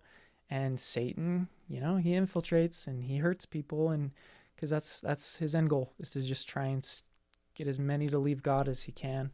Yep. So anyways, I do want to talk a little bit about, I'm trying to be an anti-porn activist. Okay, so this is a huge topic because clearly with who's running the porn industry, who's running the OnlyFans, where those profits are going, who we're supporting when we're watching porn and subscribing to OnlyFans, it's rampant. And I'm very into this right now because I have daughters, one of them at a dating age. Mm-hmm. And it is this epidemic that has just consumed our young generation because we're giving these young kids phones at a very young age, and they're not responsible enough, trustworthy enough to not start Googling things. I know I would have been like, boobs, like at 10 years old if I had a cell phone, Right. So it is a massive problem, and it is consuming, and what it's doing is it is ruining passion. Purity. It's maturing these kids years ahead of time sex-wise, where they're watching porn and they're thinking that's normal instead of, and with porn, I've seen it with a couple of buddies of mine, starts out very, I want to say, I'm using air quotes for people, innocent, just right. Normal man-woman porn. Mm-hmm. But for me, I think porn is one of those extremely, where does it always end? Fast-tracked rabbit holes where you're constantly getting fed deeper and deeper and deeper, and before you know it, you have to go farther to get your high, your get your dopamine high, and rush. before you know it, you're into bestiality, you're in the kid shit, you're into this dark holes. Absolutely. And it's terrifying, man, because it's destroying relationships. These kids don't know how to date. They don't know how to talk because they're seeing how these women are treated. It's disgusting. And there's probably not too much information for her. I dated a woman in the porn industry when I was younger. And I thought it was the greatest thing in the world at that time. Until I got brought to these parties. And even as a young 20-year-old, I was watching how these men, because I was raised right. Mm-hmm. Raised in a Christian home, I respect women. Like I didn't know she was a porn star when we first started dating. I came out later, but I accepted it. Whatever, it was like cool at the time. Now it would make me sick, right? Like just knowing that. But I would go to these parties, these not audition. There was just big group. They were just porn star parties, right? And I'd watch how these women or these men would talk to them. And that's why my wife, we've had this conversation. It leads a lot to this. And I've thought about it over the years because I don't have the porn demon. I've got my own demons. I don't have that demon though. And I think a lot of it stems from watching how these women were treated and it made me sick. Like, not filming wise, just they're treated like animals. And as a young man, like that to me made me sick and turned me off from the whole industry, just on like the level of property. Yeah. Is almost how they were treated, like, Yeah. but not good, like almost subhuman is how they were talked to, degraded. Just, it really turned everything off for me. And I think that helped a lot with my future of ever even getting into it, because whenever I'd see it, that's where my mind would go. I'd be like, God, I know how this woman has been treated off camera. So yeah, I would love to get into that, because it is an epidemic in this country, in the world right now, because it's just so easily accessible. So yeah, let's dive into that. Sweet. Yeah, there's at least one line in the Book of Mormon that you'd love then, because it says that God delights in the chastity of women. And it's in the same section where they're talking about like polygamy. But if you don't mind, I'll open my Bible, because I do believe in the Bible as well. You're a fascinating person. I know. I wish I was the only educated more. person with the theology that I have that I'm aware of. I'm a weirdo. That's okay. So Revelation 17. Okay. I think a lot of people will agree that if we're not in the end times, it's coming fast, right? And in verse 2, it kind of describes something, and I know you're a baby Christian. I'm going to ask you some leading questions, okay. And if you don't get it, I'll help you. It's fine. But this is what it says in Revelation 17. It says, Come hither, I will shew unto you the judgment of the great whore that sitteth upon the many waters. And when I talk about this occult group, this evil, the Satanists, that's what I'm talking about. That's the name for it in Revelation, is the great whore that sitteth on the many waters. Like, you have to imagine it's a society that's infiltrated several different countries, continents. It's all encompassing. It says, so describing the whore that sits on the many waters, with whom the kings of the earth have committed fornication. So, like, the leaders. Yeah, kings are pretty rare nowadays, so we'll just translate that into presidents, or whatever. So whom the kings of the earth have committed fornication. Okay, that's interesting. And the inhabitants of the earth have been made drunk with the wine of her fornication. So if there was a wine, figurative, what would that be? A woman. Yeah. So we're talking about pornography. It describes it in the book of Revelation. This generation is drunk on pornography. 100%. Like, totally. Like, that's what this is describing. You have to also think, it's the oldest profession in the world. Mm-hmm. It's one of the original tactics that Satan has used to subvert people and lead them astray. And so, like, this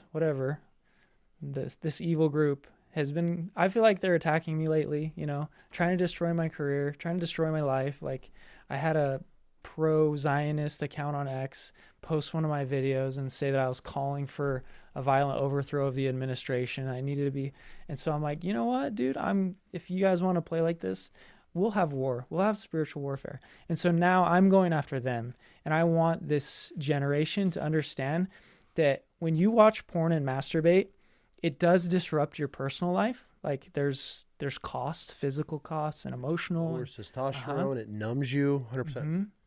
But there's also a spiritual cost.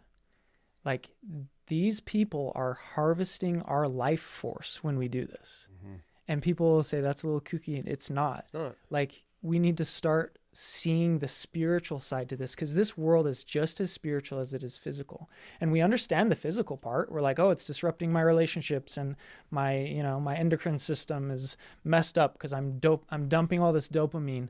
But it's deeper than that. Like, this legal right that I talked about, when you engage in these activities, you're giving power to Satan over you. Absolutely. And then that's why it becomes a slippery slope. So you start with, you're watching a girl masturbate, and then she's having sex, and then it gets darker and darker and darker, and it always ends in pedophilia. Mm-hmm. And the United States is the top consumer and producer of pedophilic pornography. Mm-hmm. And that's absolutely disgusting. And so I want to make this topic no longer taboo. Like, I would say the vast majority of people, and especially men, deal with this demon, and it's time that we start speaking about it. You know, like, it's one of these sins that if you try and overcome it by yourself, it happens in the dark. And so you can't always hold yourself accountable. Like when you're helping me lift this morning, you're like, oh, no, right here, flex this part, you know, and you're holding me accountable through all those reps. It's the same way with porn. And I struggled with, you know, nothing really perverse, thank God, but I struggled with porn for a long time. And it wasn't until I asked my buddy, and I was like, hey man, I want to tell you about this problem so you can help hold me accountable and just check in from time to time and be like, hey man, how are you doing with your issue? Yeah. Are you able to kick this? That's big. And that's hard to do. Good for you. You have to have a very trustworthy friend, right? Because that's like, it's so embarrassing. It's a sin that happens in the dark and it's disgusting. And you do it and you don't feel better. Like nobody's doing it and they're like, yeah, this is great. You know, I can't wait. There are urges that are very carnal that we don't enjoy. So that was a big thing for me. The other thing that happened is, I'm just going to come out and say it. Like I had a model that I liked, a specific person that did these things. And she was, in my eyes, the sexiest woman alive. Okay. And so I had kind of built this relationship that I knew I was never going to have, but it was like, I liked this girl. And so I watched her. I was at Disneyland with my 2 small children and I looked up and guess who's waiting in the line ahead of me? It's this girl. And you'd think, oh, that's so cool. You know, you've watched her, you've, you know, delighted in her image and what she's doing. Dude, it made me sick to my stomach because I saw her as a human being. You know what I mean? And I was abusing her. I wasn't in the room, but I was partaking in what she's putting out, and she would never, she's making good money off this, so she wouldn't care. But in front of my 2 small children, I'm like, damn, I'm a piece of shit. Like I have got to kick this. And so that was huge for me. And I'm now celibate. Praise the Lord. It's been such an awesome journey. Good. And dude, just the amount of confidence that you gain, and the amount of more spirit that I can feel by, you know, terminating this legal right that Satan has had over me. Dude, I'll recommend it to anybody, and open invitation to anybody out there that's listening to this that struggles with porn. Add me on Instagram. Say, hey, I'm struggling with porn. I need an accountability partner. I will be that guy. Like, you have to have somebody to help you get out of this. It is. It's very tough, man. And I feel once it gets its hooks in you with the slightest image, and that's why it terrifies me that these parents just give their children phones with full internet access. It's so terrifying to me because of how easily accessible it is and how social media just pushes it. I mean, I opened up my Facebook not too long ago. There's a full AI image woman getting undressed, and I don't even get on Facebook. Right. I was just checking my numbers on there to see how we were doing. I screen recorded it, and I sent it to my wife. I'm like, look at this shit. I don't click. I don't watch. I don't search anything on Facebook. I'm never on this platform. Yep. I'm like, what if this was a child opening up their app? Granted, the young kids probably aren't Facebook right now because it's an older generation thing, but it's still a social media app, and they're pushing this, and everything is sexualized. Everything's dumbed down and just played off as just, it's just normal. But it's these little itty bitty hooks that it puts in you every single time. Before you know it, they have you. And then you're in these dark, especially when you're young, it sticks with you. Like I still remember, I was probably 5 or 6 years old, that some news station was covering some rap star, pop star or something, that he was, you know, undressing women on stage and like he would expose their breasts, and they blurted it out and everything. But I can still remember that. I remember the first Playboy I've ever seen. Yeah, I was 5 or 6, and I can I can't remember most of my childhood, but I can remember that scene. You know what I mean? And that is a testimony in and of itself that this is not just a physical problem. Like they're casting spells. Like this is a spiritual thing. And I get that some people, you know, whatever they're on their path, they don't believe in God. If you can't get in on the spiritual, just realize that these people that own this industry are ruining your life. They're taking your money. They're controlling you. And then they turn around and use that money that you spent on these actresses to blackmail your politicians and make your life worse. Not even just, yeah, because they're taking OnlyFans. OnlyFans is the largest contributor to APAC, which is paying our politicians. Yep. Make that make sense. It's the wild. largest contributor is a Jew that owns OnlyFans. The majority of the money to APEC that is now funding our politicians. So for all of these politicians that you're voting for, they're taking money, pornographic material, money from young women that are selling their bodies on the internet. And the fact that like that doesn't register with an American. They're prostituting us, and they're laughing about it in the backgrounds. All the way to the bank, man. Yep. All the way to the bank. And it's like, dude, they're winning. There's another way that they own us. It's crazy. That And the stat of how many young women have OnlyFans is disgusting, it's man. horrifying. It's terrible. It's so scary. Yeah, it's terrifying. And then we're putting porn on men and young boys. Like that's kind of like what we're targeting. But at the same time, this is where it comes down to as fathers and raising daughters to know themselves, to love themselves and know their morals and values and what they represent and stand for as a young woman as they become older and don't get sucked into these industries because the money looks good or the life and the cars and the toys. But every time you're putting stuff out there, it's like a prostitute. Every time they give themselves up, they're giving a piece of themselves up. When every time you're putting yourself on the internet, slowly just rotting inside. Physical, mental, emotional, and spiritual, repercussions. Well, now we're looking at these women like this Bonnie chick. Bonnie Blue. How do you know who she is? I've heard of her. Who doesn't know who she is at this Bonnie point? Blue. Like, she's on the internet bragging, and we're giving. You want to specify that was not the model I was watching. But I look at this, and we're like glamorizing this woman sleeping with 1,000 dudes in a day, and then this other chick's bragging that she was with 200 dudes in 24 hours, whatever it is. I'm just like, this is what and as a man, you don't look at that and you're not like, ugh, like, I don't know how that, to me, Jesus, I fight my demons every day, but the fact that I don't look at a woman that just had 1,000 partners and be like, that's hot. Yeah. But that goes on that path of down the rabbit hole of where it leads to, because Absolutely. I'm sure rewind 4, 5, 6, 10 years, however long it took you to get through your stages of porn, you probably would have looked at it one day and been like, oh my God, dude, you just, what? Yeah, absolutely. Yeah, it's terrifying, man. Our children are under attack from all sides. Our country and our government is not here to help and protect them. Instead, it's all slipping, and that's why I've chosen porn, because it's such an easy target.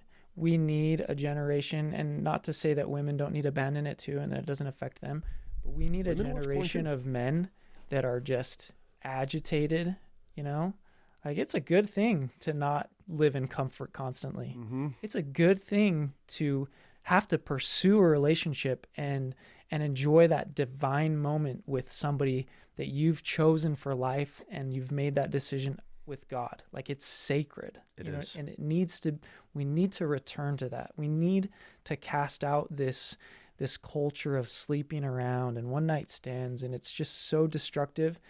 And I think that is what's plaguing men. And like I said, if you can't get behind it on the spiritual side, just realize who owns all of it.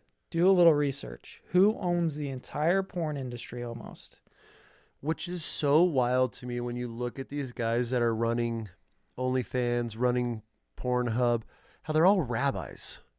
I just saw a thing not too long ago where this rabbi owns a sex factory where they make... Shmuley. And they were making Rabbi Shmuley. They're making children. He owns it with his daughter.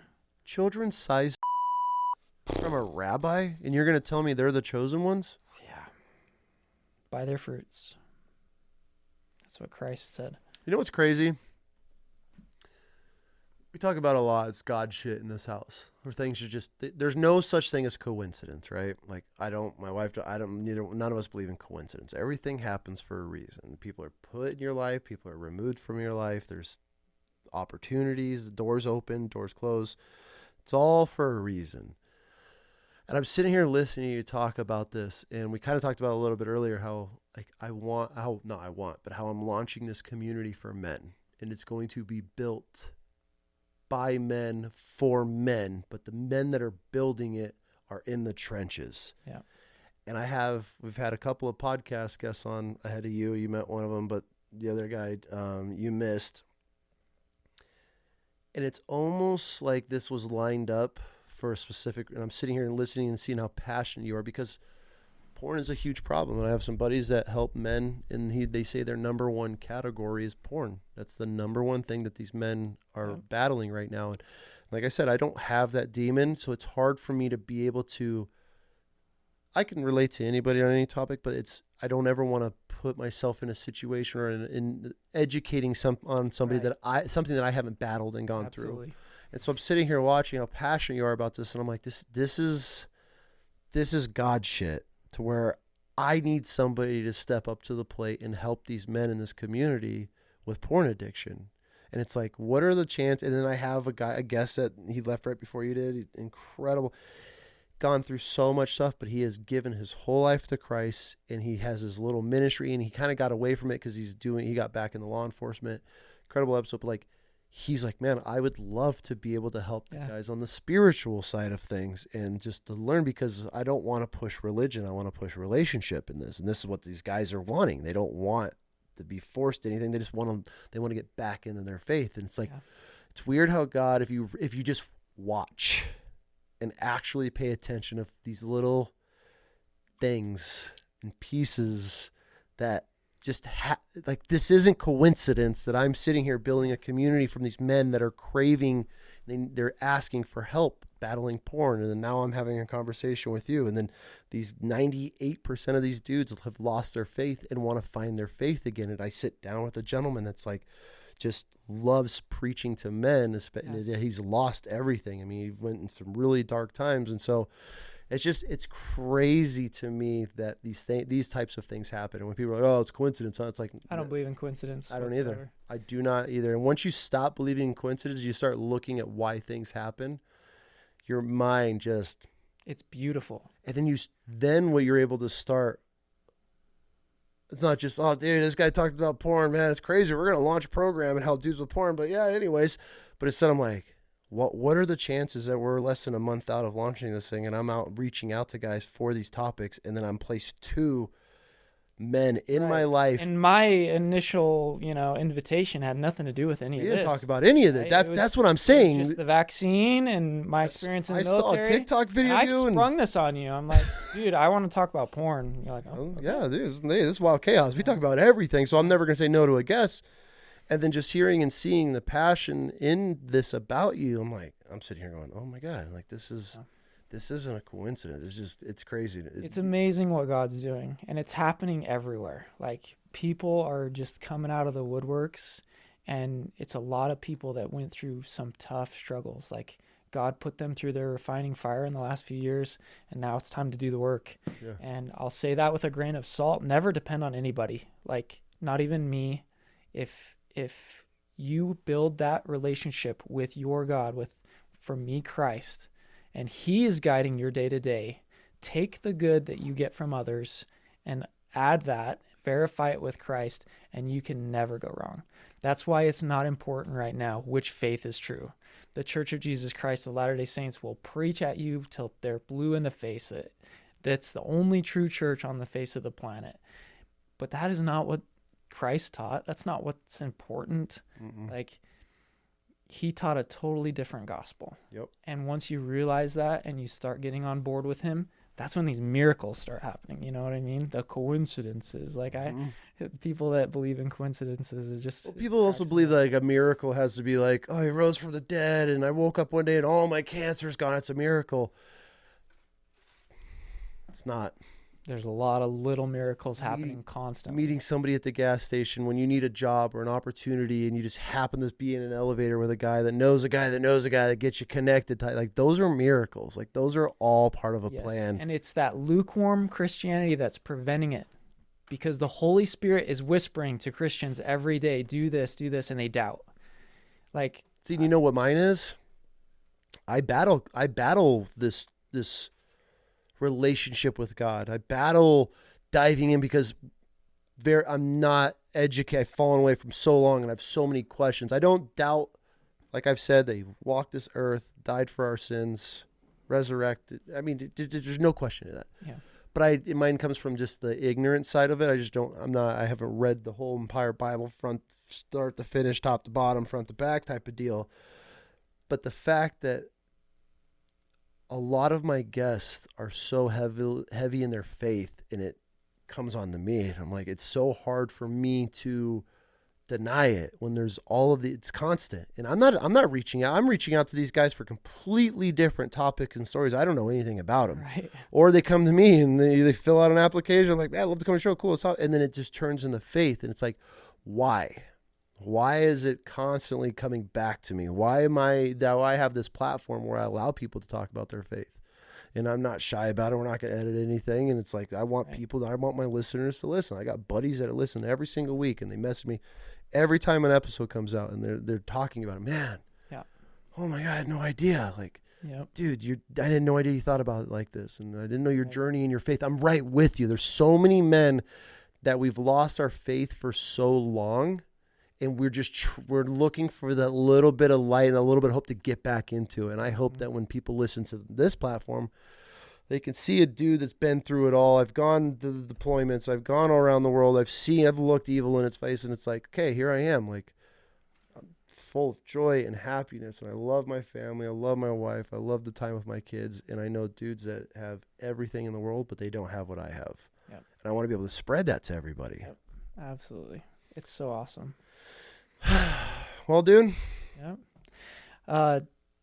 For all the Christians, be nice to the Mormons. They're going through their demons. If you truly love them, minister to them.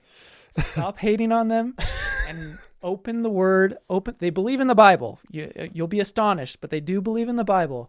And come to them from a place of love and understanding, and preach to them the word of God.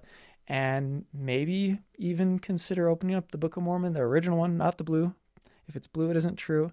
Because that's what we need. We just all need to come to Christ. If you Christians need to do that with everybody. Yep. I'm guilty of it. I look at people. I did it for a long time with the Muslims. Mm-hmm. But then spending time in their country, around their culture, like, I've never been hated by a Muslim unless they're a radical one. But right. It's just like, I can't hate on anybody else for what they believe in. I'm going to do what I can to help them. Absolutely. Try to lead them onto my path that I think's right. Mm-hmm. It may not be. Mm-hmm. But until somebody proves me otherwise, I mean, we just got to all help each other out a little bit. For sure. If you'll let me make a plug, I forgot during the last segment, I have a friend, her name is Lindy. Her tag is @Indy_Lindy on Instagram. She is a Coast Guard veteran. She was in the Army as well. She transferred branches. She was coerced into taking the COVID vaccine, and she is 100% disabled from it. Would she come on and tell her story? Oh, for sure. Let's get her here. Where's she at? I think she's in Georgia now, and traveling might be an issue for her. So if you ever plan a trip, it might be better that you go to her. Okay. But she really needs our support. She deserves it. Like, I don't ask for money from people because I have my health. You know, I can build my empire still. For sure. There's nothing that's going to stop me from being able to make it in this life. But my heart hurts for people like her, that she really didn't want to do it, and they coerced her until finally she broke down and got the vaccine. And like, it's destroyed her. And she's so strong in the faith. Like, she's such a strong Christian. She's an awesome human being. And I think until the government decides to pull their head out of their ass and start supporting some of these people for this atrocity that happened, you know, regular Americans like you and me can really help her get through this.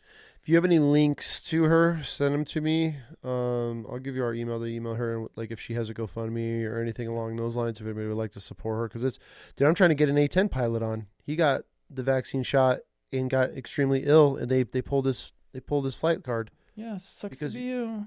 Yeah, and so he's fighting him on it right now. Like, dude, his whole entire dreams, everything, well, like yours, but he went through with it, and he can't fly now. He has seizures and shit. And they're like, oh, can't fly anymore. And he's like, you forced me to get a vaccine. So I'm trying to get him on. Yeah. But he's not sure if he wants, because I think he's still in or in the process of getting out. But yeah, we need accountability. Mm-hmm. It was not okay what happened. It was unlawful. And I refuse to let this be swept under the rug. Like, this will not happen to soldiers that come after me. No. Like, it's unacceptable. So, bro, thank you. Thank you. Great conversation, man. Yeah. I appreciate it. It was great. Awesome. Wow. I think that went better